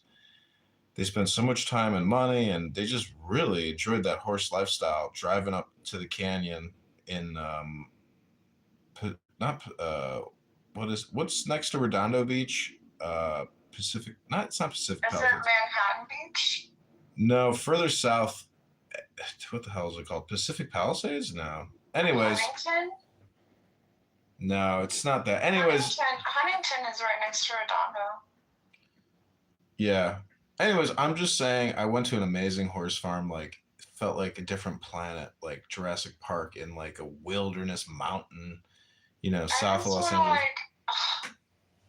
And that's like another thing that like, I mean, I was blessed with like, even though my parents were strict as hell and like pushed, oh my gosh, like they pushed my brother and I to the limit. I mean, I would get like an A- when I was doing Calc when I was literally like 13, like 2 grades above me, and they pushed us so far, but I wouldn't take it back. Like, I'm glad that they did that because they like instilled like a certain mentality in me where everything you do, you have to be number one. And if you don't think you can be number one, don't do it. I will be the number 1 YouTube live streamer. And that goes for everything when it comes to sports, when it comes to work, when it comes to education, when it comes to like basically anything in life. There's just too many people that settle with mediocrity. But I'll never be mediocre, and I will not do that.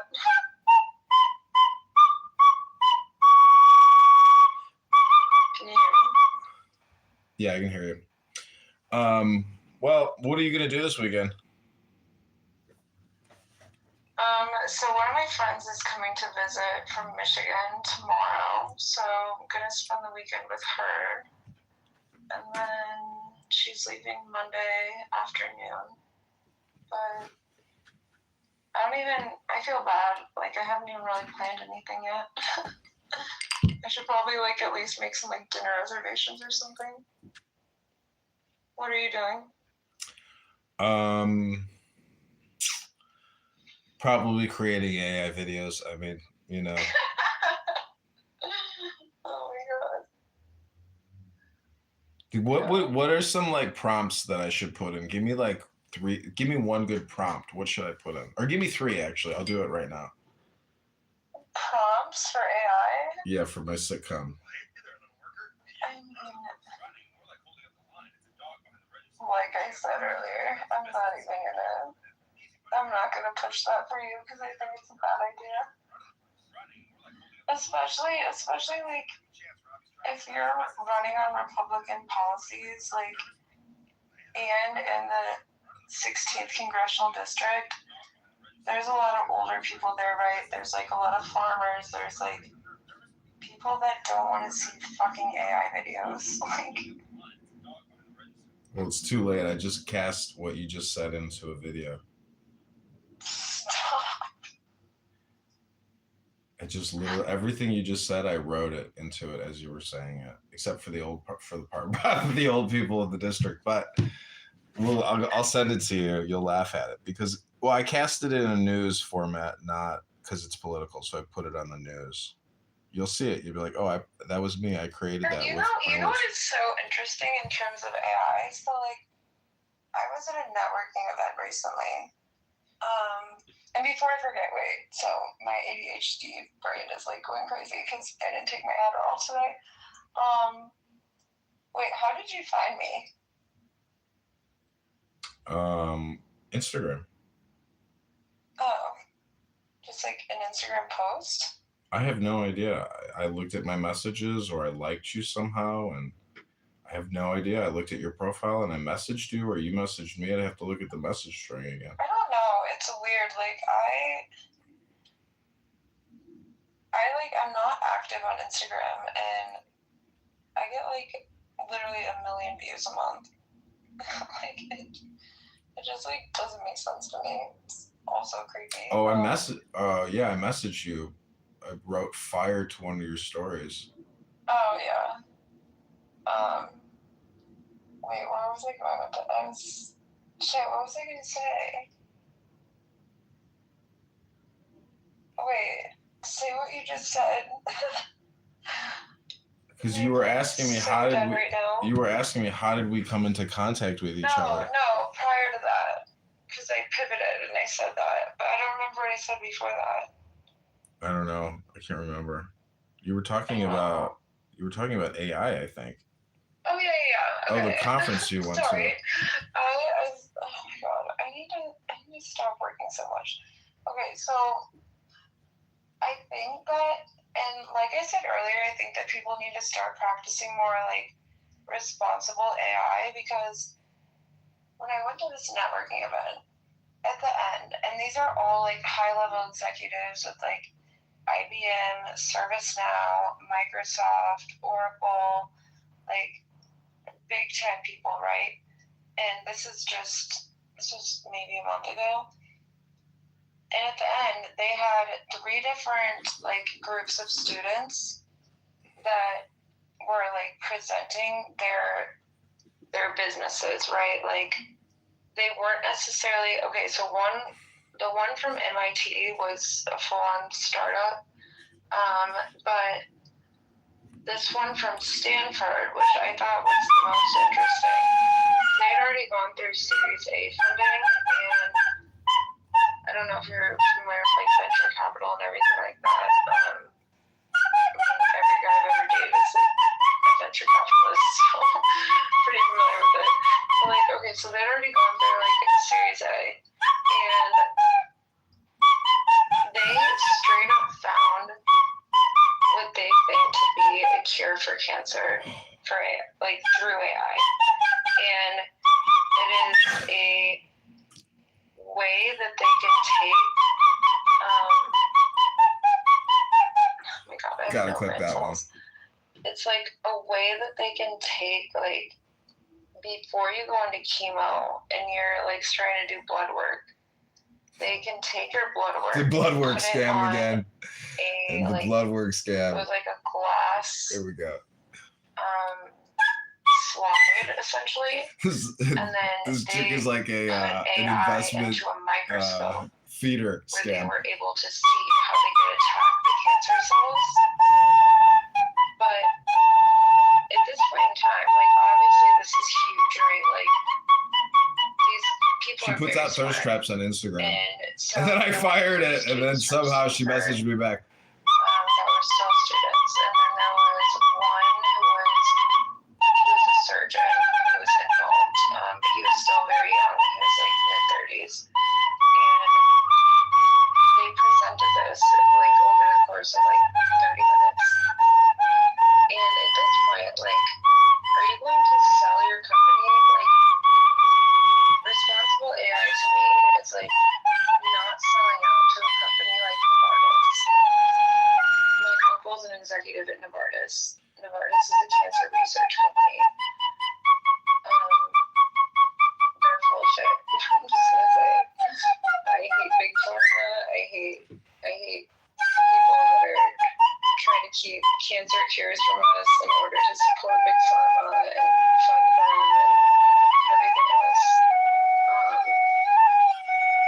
Like, are you going to get the word out and actually use your word, or are you going to sell off your? Again, it's not necessarily a startup, and then their Series A, like, and it's just, I hope that they use their work for good. I mean, people are trying to make money, you know? They're trying to, like, sell what they think is proprietary. I know, but like, if you sell to a company like Novartis, then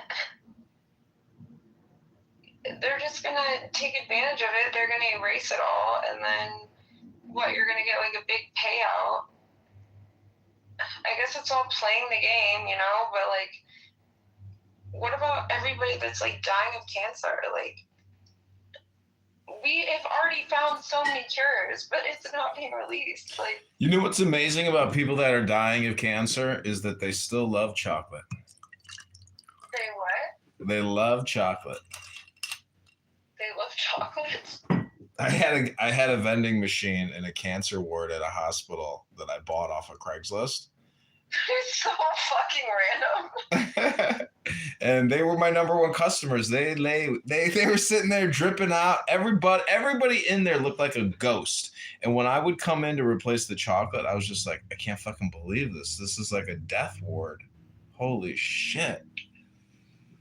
Couldn't believe it. So, like, I've had two friends that, one girl, she's a few years older than me, and the other girl, she's like my age. And she's a prior coworker.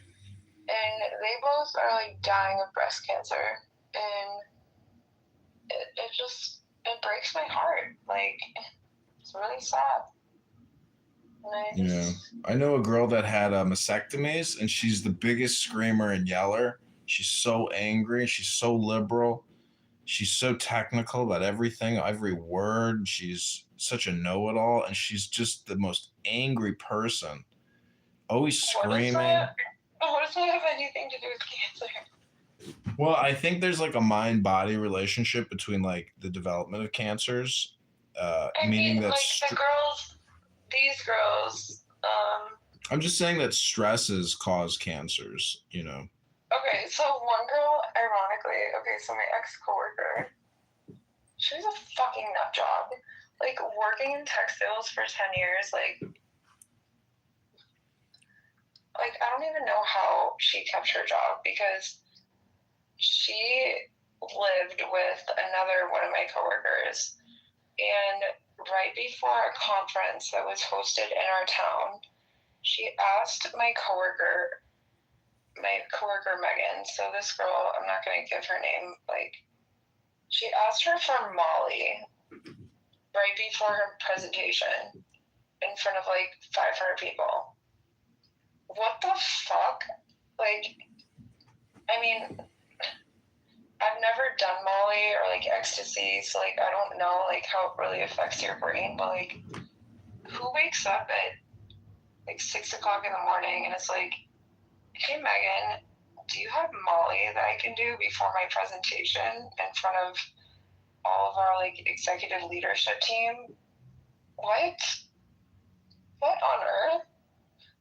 And so she's one of them. And then my friend Bridget, so she's like a big time influencer, and so she, I don't even know how many followers she has. Like, I try to stay off social media for the most part now, but I think she has like 8 million followers or something on Instagram. So she is married to Mike Kyoto, who's from Morton, Illinois.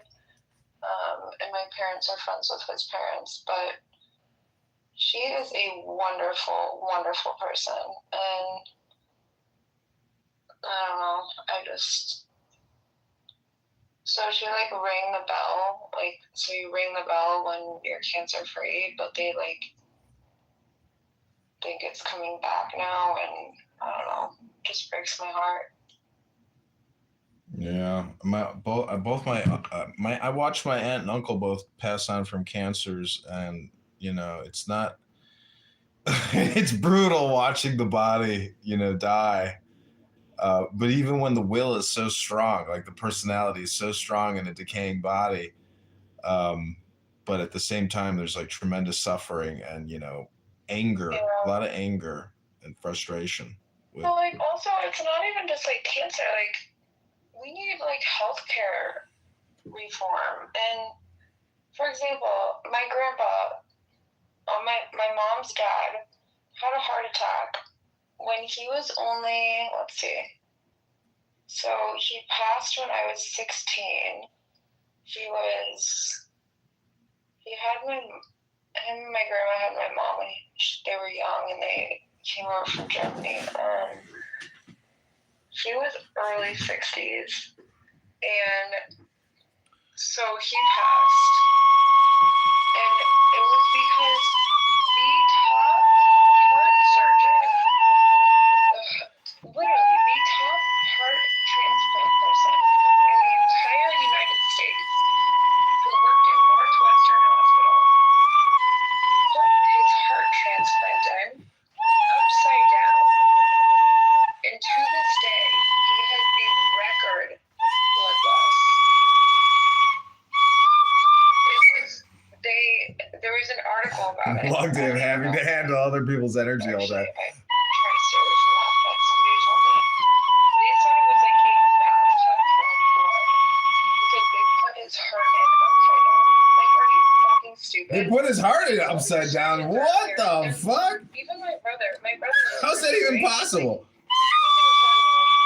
A lot of these surgeons just go days and days and days without sleep, do a shit ton of cocaine, and like don't even know what they're doing in certain periods of time. Like, how the fuck are you the #1 heart transplant surgeon, and you're gonna put the heart in upside down? Somebody said they started a horse breeding farm 124 years ago. So Oh my God. Northwestern, and he's not in medicine anymore. Like, that's just like what rich people do, is they get on boards for certain hospitals, like, Oh man, in case they ever need health care. Arabian horses. Arabian horses, fucking. Oh shit. He tried to start a lawsuit against my grandpa's surgeon. Like, I haven't even looked into it again. I don't even know if the surgeon's still working there, but like, it's fucking crazy. Like, that is malpractice. And I mean, my grandma could have got like a huge settlement. Like, I love my grandma so much. Like, she could have gotten like a huge settlement. She could have sued them like for everything they're worth for like killing her husband. But she's like, no amount of money will fix what emotional toll this has done, and I don't want any of their dirty money. And like, that's how I feel kind of like about my case as well. Is like, that's why I'm like, no amount of money will like fix it. I don't even want a fucking dollar from them. And if I do get like, but it's also difficult because like the lawyers that I'm working with, it's like they'll take like a 20% cut or like 30% or 40% of whatever they recover. And I'm just gonna take it all and donate it to a women's shelter and just not touch the fucking money because I don't want their money. It's all dirty anyways. Yeah, but dirty money can become clean money. I just realized we've been on the phone for 3 hours. I know. I don't know. All right, well, the fire trucks are going by my house, and I'm ready. I got to figure out what I'm going to eat for dinner. Oh, no, I already had dinner, but I'm ready for dessert. I haven't even eaten today. Like, I should probably eat something. It's probably why I'm so, like, out of it right now, but I hate eating late at night, because, like, then you don't, like, work out to, like, burn the calories, and certainly not going to go walk the streets of downtown Chicago at 10:07 at night. Yeah, but anything you eat late at night comes out in the morning. So, you know, that's the blessings of going to sleep. You start metabolizing. And then you wake up and you take the Cosby kids to the beach. Ba-dum-bum. I don't know.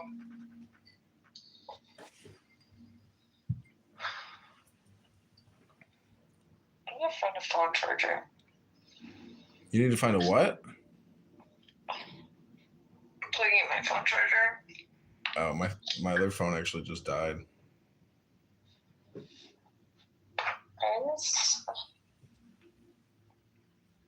How can we, okay, let's strategize how we can take this administration down.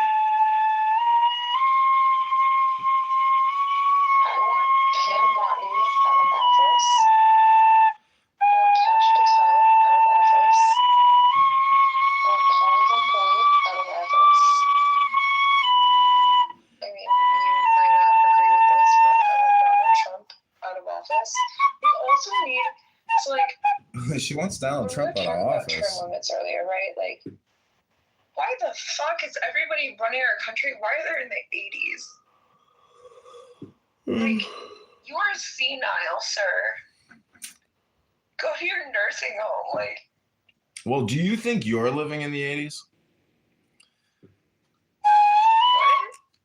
Because, like, how much you have to always, do you know what projection is?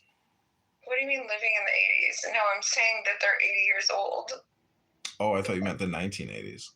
Are you high? I mean, it's fine if you are. Like, I don't give a fuck. Yeah, I've been smoking weed. No, like, they're literally all in their fucking 80s.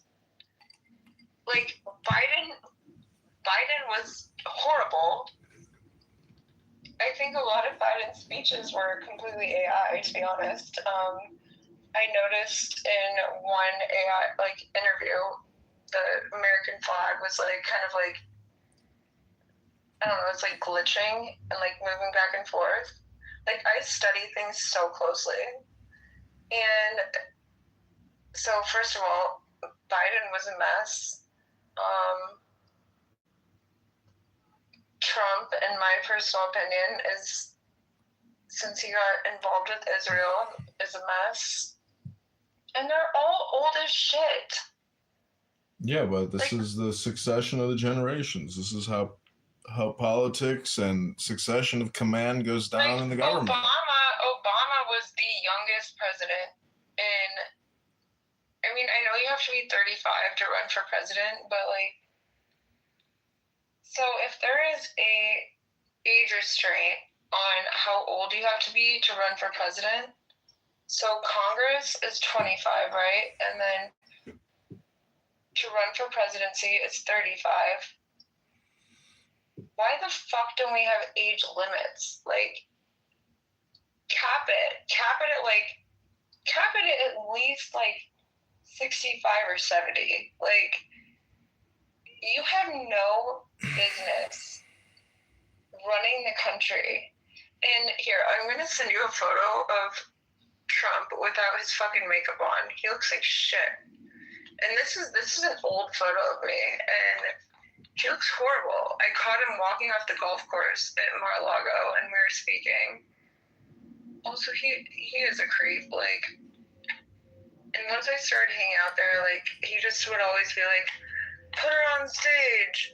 Oh, and then let's talk about Benny Johnson. Do you know who Benny Johnson is? Yeah, I've seen his X account, but I don't really know who he is. He fucking created a false narrative. Took a photo of me. It was, okay, so it was Ron DeSantis in the middle. It was Casey on the left, which is Ron DeSantis' wife, and I was on the right. He cropped out Casey, took it, like, basically posted it on his X account. It got 23 million views. It went viral, and they said that I was his prostitute when Casey was going through chemo. That is sick behavior. That is sick. You were a chemo prostitute. Then we had to have like that's the lowest form of like, high-end prostitutes is those who have to service the chemo patients. My family, my ex's family, like, all right, you need to make everything private. Like, you need to do this. You need to scrub the internet. Like, what the fuck? Who does that? You are not a conservative news reporter. If you were literally going to take a photo like that, crop it, and then say that I'm a prostitute? Jesus fucking Christ. Yeah. Well, did you That's horrible. Did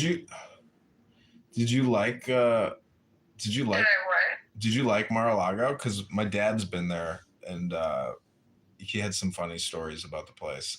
You know, it was interesting stories. I've met, so like I said, like, I like to gain intel, right? Like, I always go there with my head on a swivel. A lot of politicians go there and get wasted, and like, I've sat next to Donatella Versace, which is interesting. I've sat next to Rudy Giuliani. Rudy's a fucking buffoon. Like, he will take his fork and his knife, get drunk, and like play the drums on his plate and start singing, like, during dinner. Like, these people are nuts. And this was also never reported in the news, but there was a woman that shot herself in the head. She had a mental breakdown, pulled out a Glock out of her purse, shot herself in the head, and then was face down the pasta. Like, I know some women that carry guns, and I'm always like, I don't know, it's so smart that you should be carrying a gun with. I just fucking hate it that point. Like, and this is why I want to run for politics, is because I feel like I have a certain in at this point, and I just scrolled through a photo of me and George W. But I feel like I have a certain in at this point, right? So like, I'll play the game as long as I have to play the game. But once I actually get in and get into office, I'm gonna fucking burn it to the ground. All of it.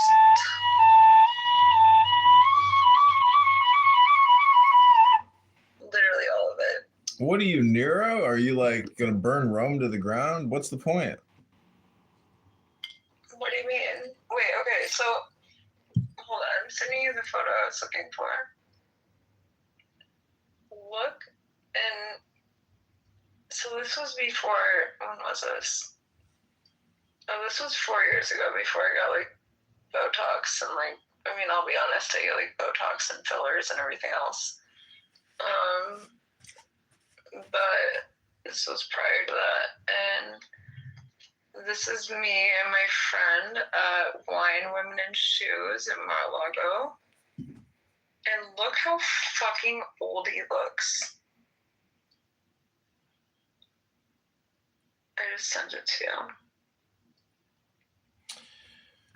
Well, Do you see this?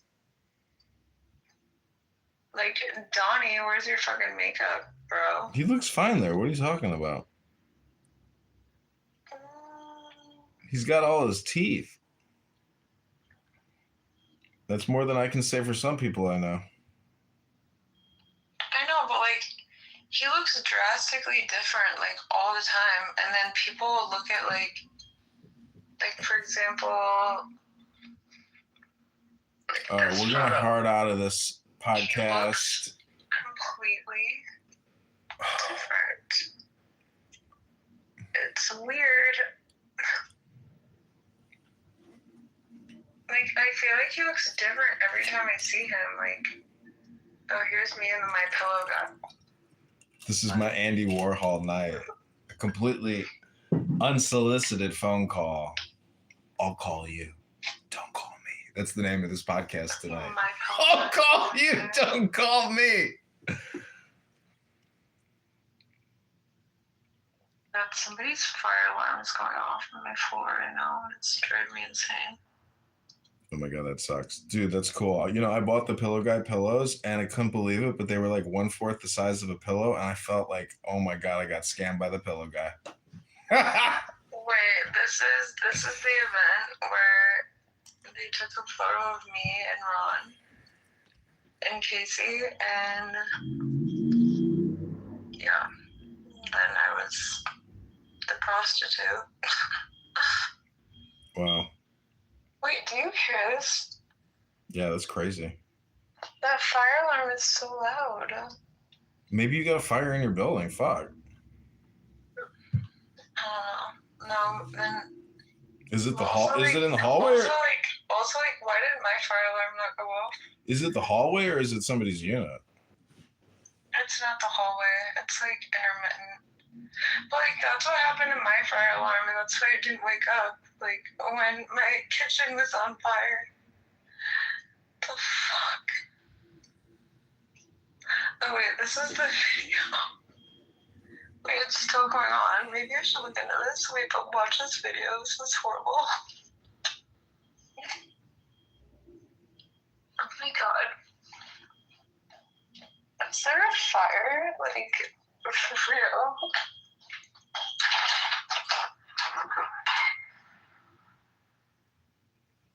Wait, it stopped again.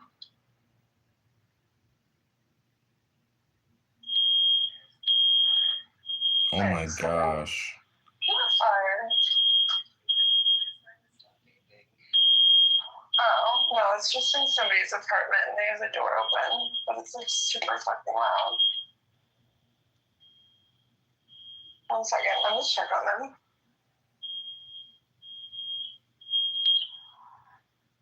Is everything okay? Yeah, I'm just looking. Oh, okay. No, I understand. So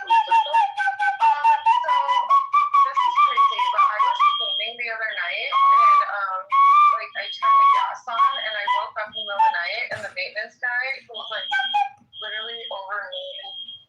Wait, is that one? Oh no, it's just different. But like the maintenance guy in this building was like shaking me awake because my alarm wasn't working. But at least your alarm's working. But my fire lit like there's literally a fire in my kitchen, which is crazy. Yeah, I mean you can either shift the batteries out. Did you open your windows? Yeah, I would open your windows and then I would just open your windows and then I hear something. Yeah, of course. I was just making sure everything was okay.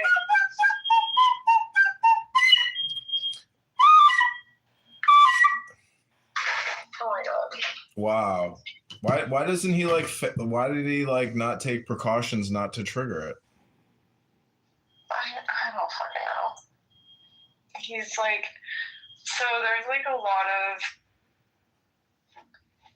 I guess you could say like foreign people in my building. Yeah, I mean he's cooking. Like I get it. Like it's gonna make smoke and shit. But like, and yeah, I mean it's true. Like I own a building, and No, but I didn't see any smoke in there when I walked in. Like, well, that's a hardwired smoke detector, right? Like that's part of the building's construction. Like, yeah. he can't do shit about it. But that's like the annoying shit, you know? Like these standards and I'm codes now. gonna straight up, if this keeps going on, I'm gonna be like, take the fucking batteries out. No, he can't. It's hardwired. If it's a new building, right? Yeah. Yeah, it's probably hardwired. Like you can't take batteries out of that shit. Like he's got to live with it, which is crazy. Like, why does he live 2 doors down from me? Because he wants you to come over and enjoy his chicken curry. You get to eat it with the naan, with the butter naan. In my fire alarm literally did not even wake me up because it was like so quiet and like intermittent. Like, what the fuck? You got to come over and try the chicken naan with the butter garlic. It's so I good. asked him what he's cooking. I don't like. I'm always like super social in my building and like always make like a lot of friends usually in my building. I don't know. I just I had some amazing. It's good to know like your neighbors, but I don't know a single person on my floor. I didn't even ask him his name. Now I feel bad. Oh, he was like, "Oh, are you the fire department? You are the most beautiful fire department woman I've ever seen." Wait, hold on. I think it went off. Fuck. Maybe he knows Deepak Chopra, and Deepak Chopra knows Jeffrey Epstein. Oh my god. He didn't even know how to contact the maintenance department. Like, there's like a lot of like, I guess like rich tech people that like work in the loop in my building. Mm-hmm. Oh my god, it went off. Thank God. Oh my god, I was gonna lose my fucking mind. Relax, it's a Friday night. They're just going, get the party started. Just get it going. It's like, are you okay? Like, Dun, dun, dun, dun, dun, dun, dun, dun, dun, dun, dun. That's his mating call. That's how he sends out the message to all the women on the floor. I just think that's his mating call. Chicken mukni is ready, ladies. Come on over for some yoga and some mukni. Like, I've made really good friends with all the doormen in my building, but like, I haven't made like a single friend with the resident that lives here. People just kind of like keep to themselves. And I think it's just like, so I rented through a third party, which is, it's like corporate housing usually. Like, it's called Mila. I mean, whatever, I trust you at this point.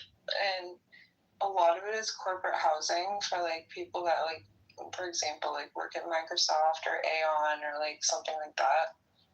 And so like there's so many just like foreign people, and like 90% of the people here are Asian, and then like the other 9% are Indian, and then there's me. Well, you're a racist and bougie. Touche, touche, bouche. Come do the yoga with the chicken curry. Get some naan on the way out. There's also some like Namaste. Like, come to Namaste. Oh my god. All right, well, I'm gonna go in my kitchen and make myself something to eat, I believe. But I hope you don't set off your fire alarm. I won't. I don't have that problem. I don't have that problem in my house, as far as I know. But I bought like 3-year fire alarm CO2 detectors, so I don't have to deal with that shit. Because my building is hardwired too, but it's all broken and old and shitty. So I just bought all new, lithium multi-year fire detectors. But even then, you never know. Like a fire moves fast, you know. I don't trust smoke detector. My fucking maintenance guys saved my fucking life. Like, it wasn't a big fire, but like, So I never keep anything out on my counter. Like, I can't stand it because I'm like so OCD. But I did have like a package of pasta like sitting to the left of the burner, and then that caught on fire, and then it caught my paper towel roll on fire, and that could have been really fucking bad. Instantaneous combustion is what they call it. Oh my god, I used to be so scared of that. I literally started researching it when I was like 12. Instantaneous human combustion? Yeah. I went on a rabbit hole when I was literally 12 years old. Like, talk about clickbait. You know, I'm such a fucking weirdo. Like, and that's why I did neurofeedback and like brain mapping is like, do I have autism? But did you? Like, no, you didn't. My psychiatrist that did the neurofeedback and brain mapping was like, no, you don't have autism. But I swear to God, I have autism. I was reading an article about the King Tutankhamun, like in his burial chamber in Egypt, and there's like this Tutankhamun curse. All these people died like after they opened I it. know exactly what you're talking about. But I read an article and they like King Tut, right? Yeah, but they were saying that nobody actually died. It was all clickbait, fake news to like sell newspapers. Like nobody actually died. It was all bullshit. It was all fake news. Wait. So like, how the fuck did they build the pyramids? Like, I mean, I know I sound like I'm high, but I literally sound high right now. I don't know. They built that shit in the same way that we build shit now. How the fuck did they build the pyramids with manual labor and build a structure that would last until this day? They built it with intelligence. We cannot even build structures to this day that would last for even like 50 years. No way. The building that I own is 105 years old. It's still standing. I can go in the basement and it looks like shit, but it's still fucking standing. Well, yeah, because it was built 105 years ago. Like now they don't use like certain materials, and I have a really hard time believing like the whole pyramid thing. Why? Do you know what it means symbolically? Like in terms of what? Symbolism, like psychology, esoteric, God, philosophy. Like it's basically if you merge two pyramids, you get what's called the tetragrammaton, which is a geometric shape. It's two pyramids merged. Now you're starting to sound like me. Anyways, I was at a bookshop once and they have all these little tetragrammatons for sale. Are we the same person? Well, what it means is man and woman uniting, but it also... Yeah, I know. Yeah, it's gender, but it is also the symbol for God. Wait, and King Tut was with Cleopatra, right? No, Cleopatra was with Mark Antony, the Roman. Oh, I forgot. I don't know. King Tut's old school Egypt. He's the real OG pharaoh. I think we have like the same brain. Well, different, do you think quantum psychology. Do you think the Holocaust was as extreme as it actually like was published to be? Yeah, because I have books here. I'm looking at one of them right now. It's called Pictorial. Okay, but books. Okay, for example. Okay, when you read a history book, right? No, wait. Let me finish. This is a pictorial history book. It's actually from 1946. They're real photos. It's not AI shit. There's fake AI shit. I've seen fake AI Holocaust photos. I'm not talking about AI, but like when you read a history book and like they say, okay, I'm gonna just ask you questions. Like when you read a history book, who do they say discovered North America? I mean, there's multiple people that got to North America from Europe or, Asia. But who, like, every history book I read, it said Christopher Columbus. It was Leif Erikson, the Viking. Yeah. Like, it wasn't even fucking Christopher Columbus. And, I don't know, books are fucking bullshit as especially in this day and age, because they're trying to push like transgender ideology and like LGBTQ like against children to make them try to transition, whatever. More money for big pharma, more money for the hospitals, and then on top of that, obviously, like we have the media targeting like 20-year-old men, like to do certain things. Like I feel like everything that I've learned is fake. Everything is fake.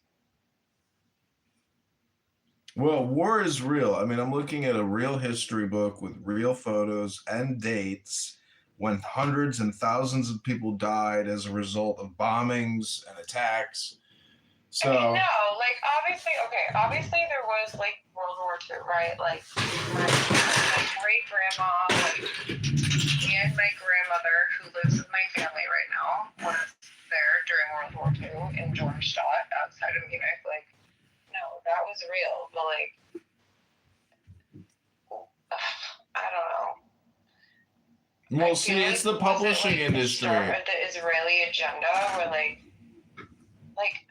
why? You focus too much. You focus too much on Israel. What's the Hindu? What's the Hindu agenda in India? What's the Buddhist India in Southwest? Like, you can't focus all your energy on one small country. No, but like also Nigeria. Like, look what's going on in Africa. Like, I don't know what's literally modern day slavery. Like, I know, but Africa. I'm about to go into my kitchen, Victoria. I don't want to go down the African, safari with you right now. Maybe some other time. No, like, okay, so my brother, for example, when he was in med school, his roommate his name was Dan. I'm not going to give you his last name. His dad was best friend. So Dan's best friend. Okay, never mind. I'm not going to say that either. Dan's dad was best friends with Warren Buffett. And Warren Buffett funded a water purification charity in South Africa. The things that my brother saw, my brother went there to volunteer with Dan every single year. The things my brother saw, like, was insane. And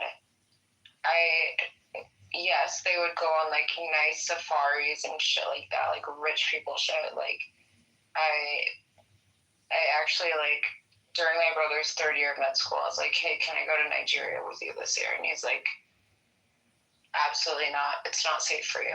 Like, you can't come. But the things that my brother and his roommate, like I said, whose dad was best friends with Warren Buffett, the things that they experienced, it was insane. And there's modern day slave trading going on. I'm not kidding you. Like, and again, my brother is a liberal, like, and he was saying this shit, like, it's just fucking wild. We live in a crazy world. We live in a crazy, crazy world. Yeah, well, gay people are generally pretty fucking crazy. I mean, look at all the billionaires. A lot of them are, elite homosexuals. They're super predators. They're interested in eating and fucking everything.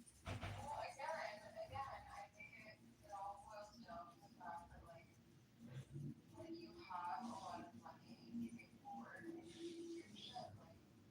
Like, my ex's dad, like I said, I'm still friends with, like, his mom and his sister and his grandma. But so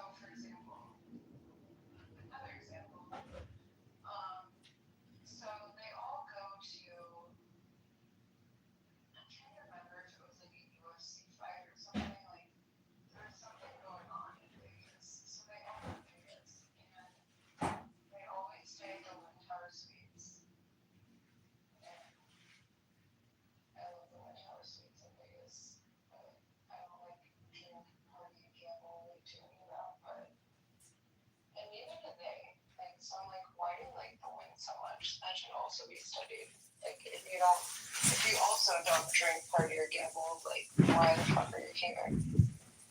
I mean, it's beautiful. I like the pool. The pool is like the coolest pool in the world.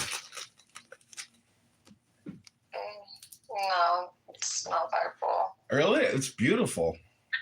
At the Wynn Tower Suites. Yeah.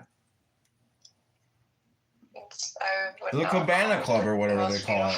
Pool, but anyways, so what I'm getting at is that, like, I'm just saying the pool scene at Vegas is what I like. I mean, it's fucking dope.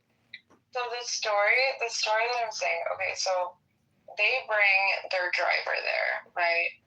And usually the driver, I'm not gonna say the specific suburb, it's a very wealthy suburb, would drive him around in his Maybach. And so they brought the driver there to rent a car and drive them around. I was not there. It was just a guy's trip. The driver ends up, so the driver is also staying in the Wynn Tower Suites with his own room, and they're paying for it. And he buys one porn video on TV. Okay, first of all, who the fuck watches porn on, like, television? That's weird. It's a big thing at hotels. They make a lot of money off of that. But, like, okay, so he buys one porn video and charges it to the room. And my ex's dad notices it, does not bring it up to him.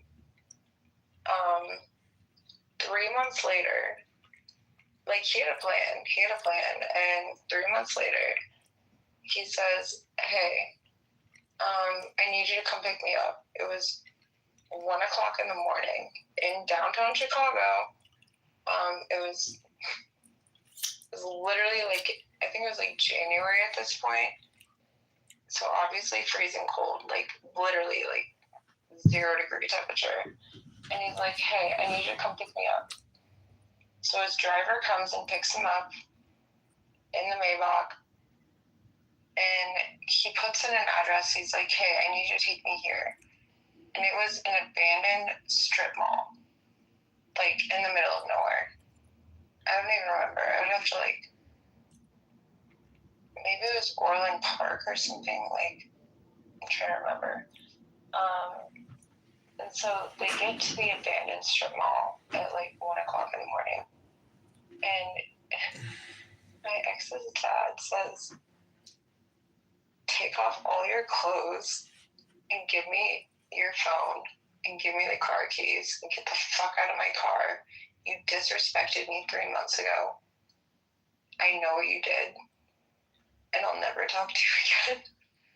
So he leaves him naked without a phone in an abandoned strip mall parking lot. Like, what? That's crazy. Did he have a gun or something? To this day, nobody knows what happened to him.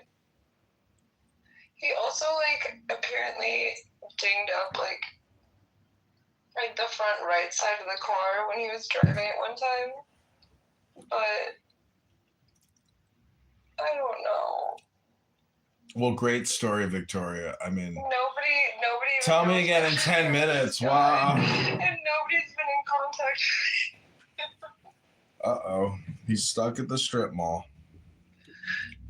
And no, this was 4 years ago. I don't know where he is. I'm being facetious. R.I.P. to the driver. I don't know. Maybe he died and froze to death. Like.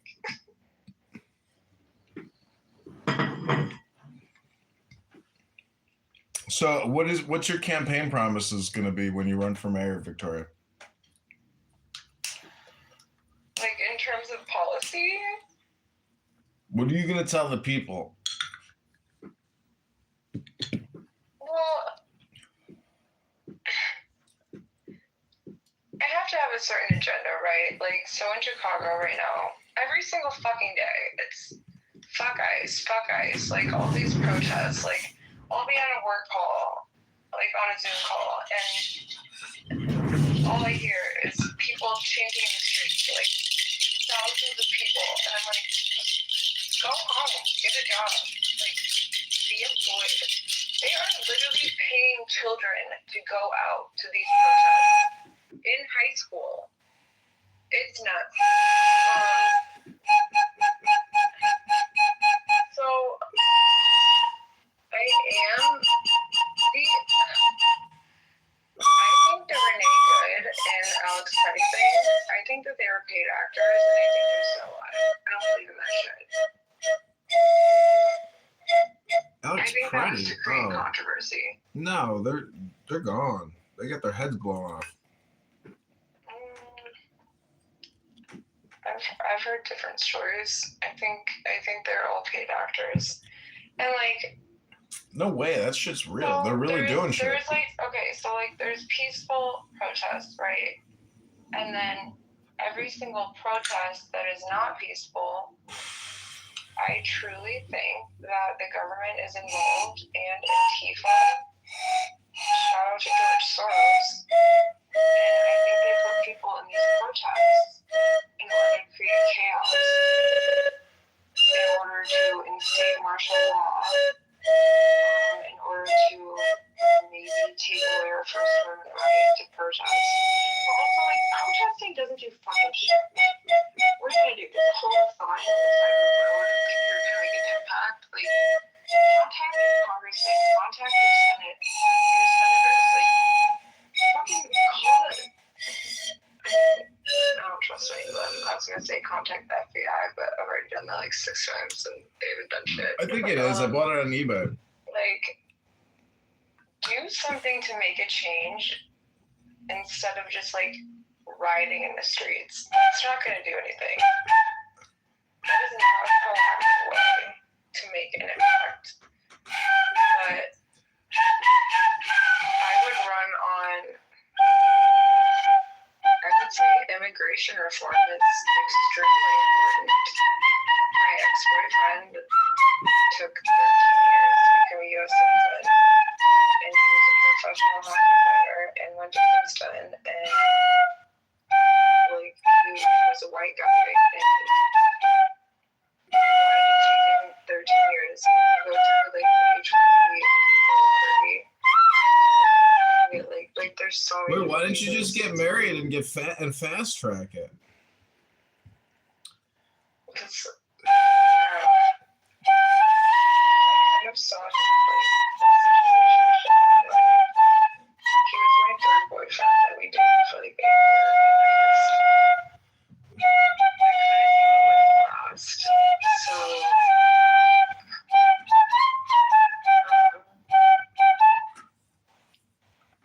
yeah, I mean, I think immigration reform, healthcare reform, we need to stop having private equity companies buying out private healthcare practices. And this is where my brother, like, even though my brother is so smart, like, he interviewed at Harvard Med School, like, but then they had a DEI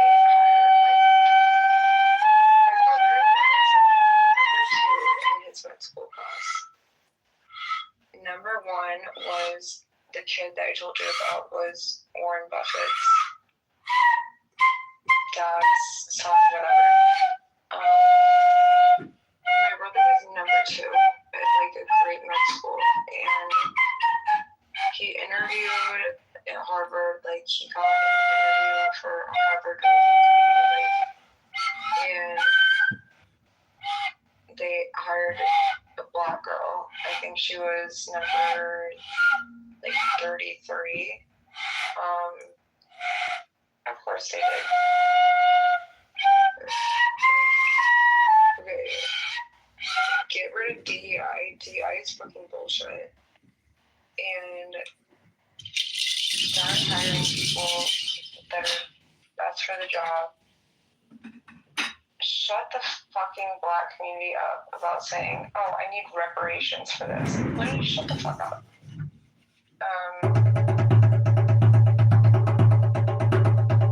And then, like, I feel like one of the biggest things, honestly, is like immigration reform and get rid of sanctuary cities, get rid of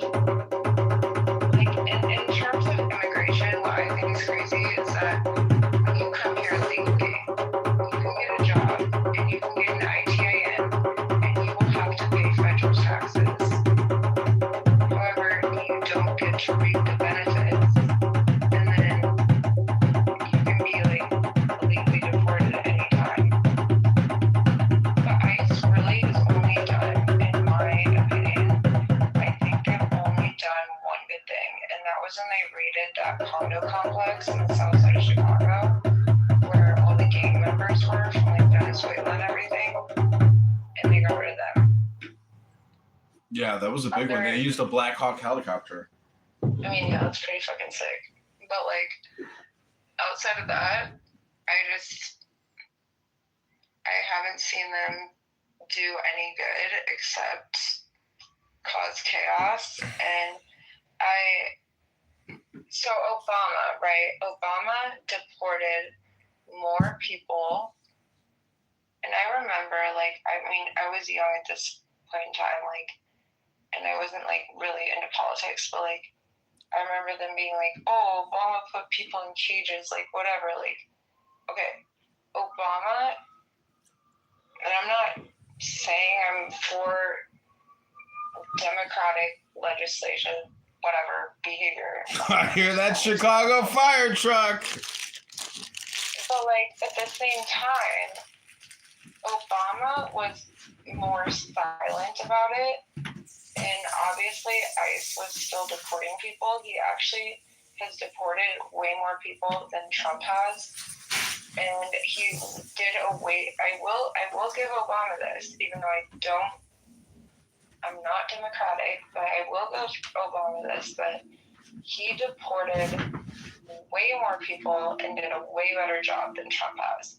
And Trump is not really even deporting people.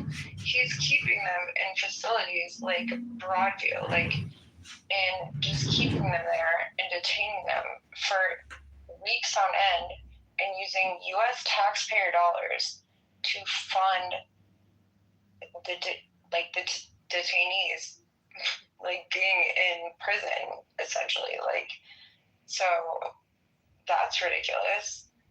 And then, like, in terms of healthcare, like, why the fuck was my old healthcare plan? Right when I started my company, my old healthcare plan was, and it wasn't even like a top-notch plan. It was $471 a month.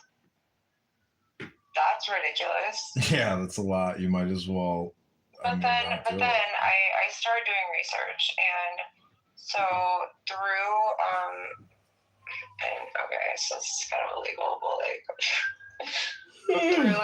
through the government marketplace. So like if you go to IllinoisHealthcare.gov, you can put in like, oh, I make this certain amount of money each year, and then they will give you a plan based off of that money, like in your income.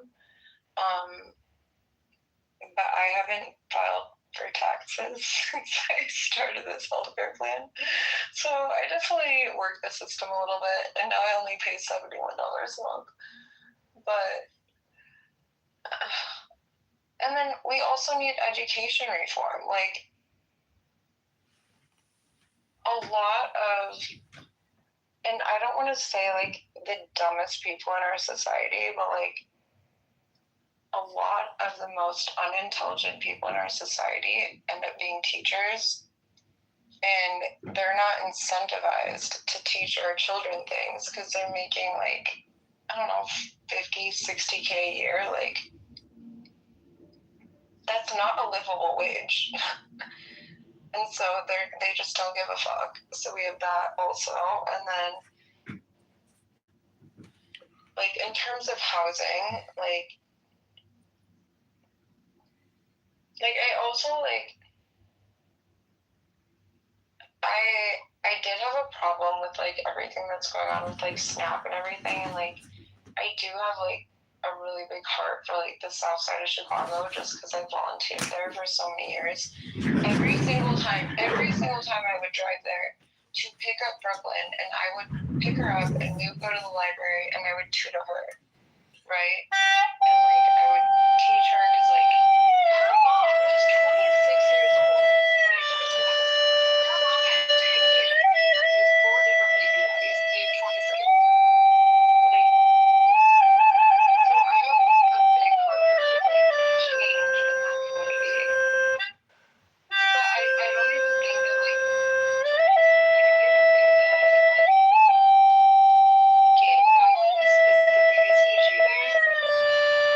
I think it's more so like the women that are living off of welfare and having 4 different baby daddies for 10 kids at 26. Like, just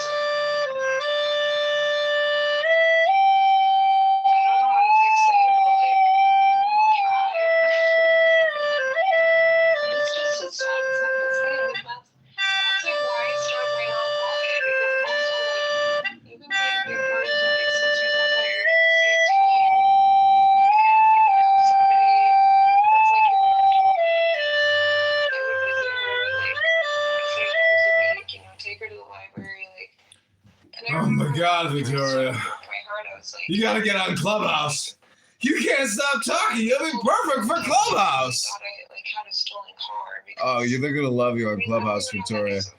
I would never go on Like, Clubhouse. 25, I would never talk to all these people forever and endlessly And for 4 hours at a time, I was like, Brooklyn. 20 hours a day. How do they do it? go get If you type in lunch. John Kitover right now, you can watch Clubhouse live streams that have been going on since like Well, the only place I've 11 in the morning, I think. 12 in the morning, about noon is when I started them all. Sometimes we get to get Literally Chipotle, 10 hours and 51 minutes into and, some of I these will literally rooms. take you anywhere. It's unbelievable. And it's just like, breaks my heart. It's so sad to see the way that these people live. It's terrible. And then there was one certain time where we went on that ice cream. And then I took her to a craft store, and then we were like doing crafts, and we were making Christmas ornaments. And then I was gonna drop her back off at her mom's house.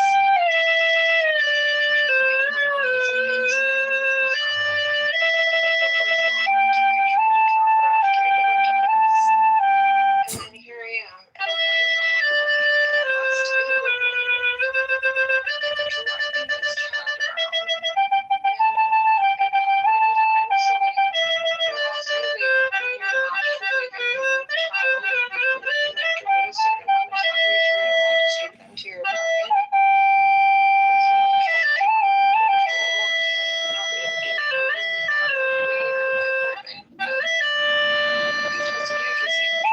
streets of West Illinois. So that's what I did.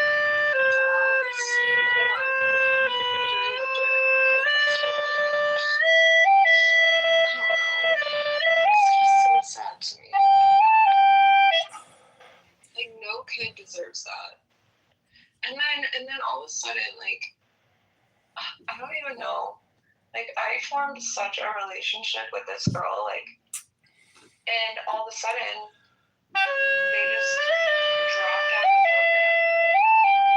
And the prior family that I was introduced to, which ironically my friend Ella was also introduced to, so my friend Ella joined, they were big sisters at the same time, so she was getting matched with the younger daughter in this family, and I was getting matched with the older daughter.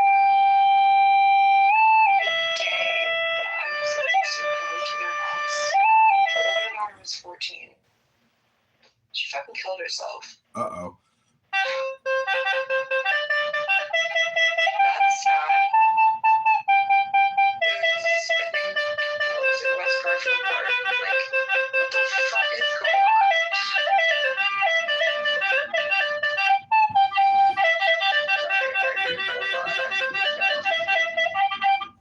Never had one lesson. You know, I got a Chinese flute over here. It's pretty cool. You want to hear it? Hmm? I have a Chinese flute. Is that the flute that you played earlier? No, this is a different flute. I'm playing a different flute now.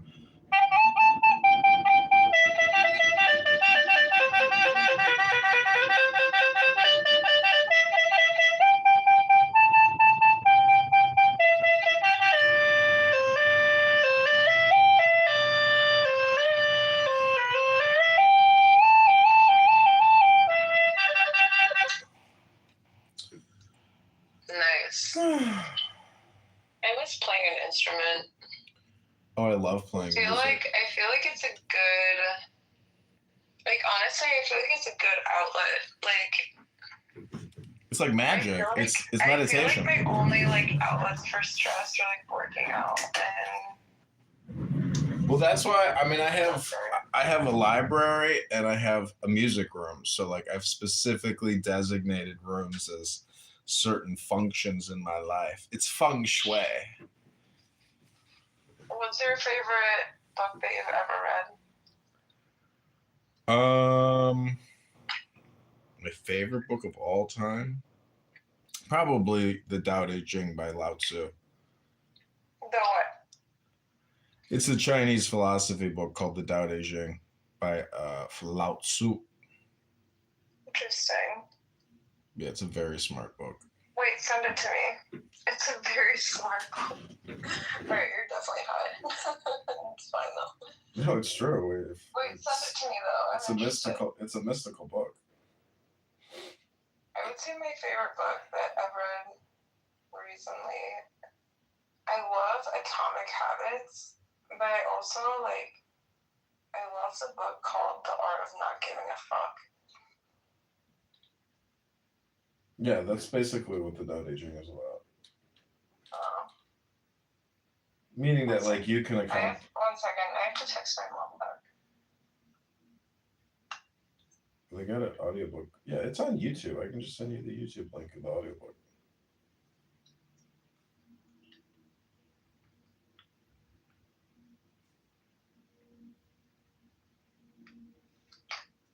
Wait, are you sure that you found me on Instagram and not like a dating app or something? No, I just looked at our Instagram chat. I gave you a fire emoji because I was following you. I follow like 5,000 something people.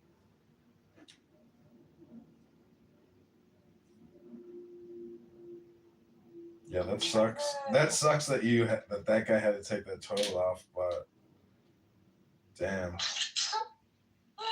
that a ridiculous video? What a pain in the ass. All because my vape fell in there when I was plugging my hair.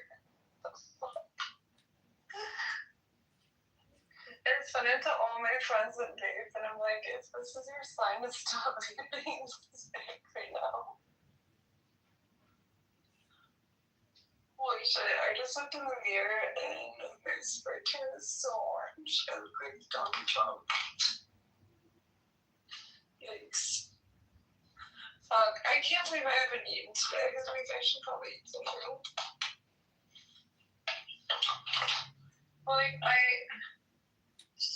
I'm trying to stay away from Adderall because, it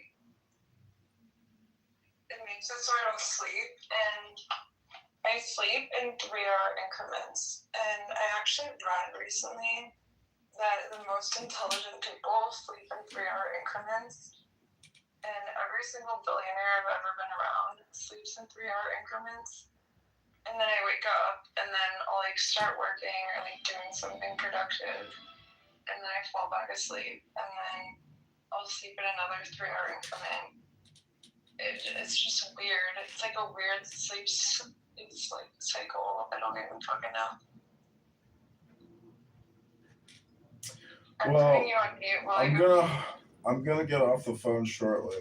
This has been a 4-hour call, and it's unbelievable that we've been able to talk for 4 hours. It's like a miracle.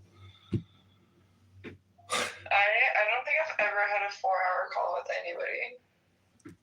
Yeah, I don't know how the time flew by. In my entire life. We've touched every topic, I think. I just have really bad ADHD, and I think that you're high, and we're just going down different tangents, and it's kind of fun though. Yeah, it's been fun. My phone's about to die. I need to charge it. Alright, yeah, same.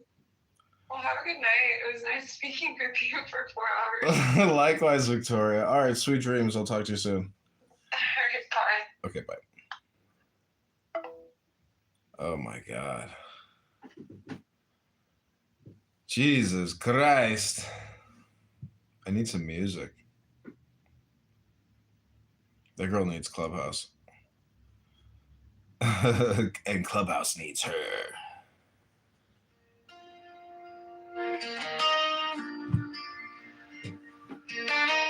Whew.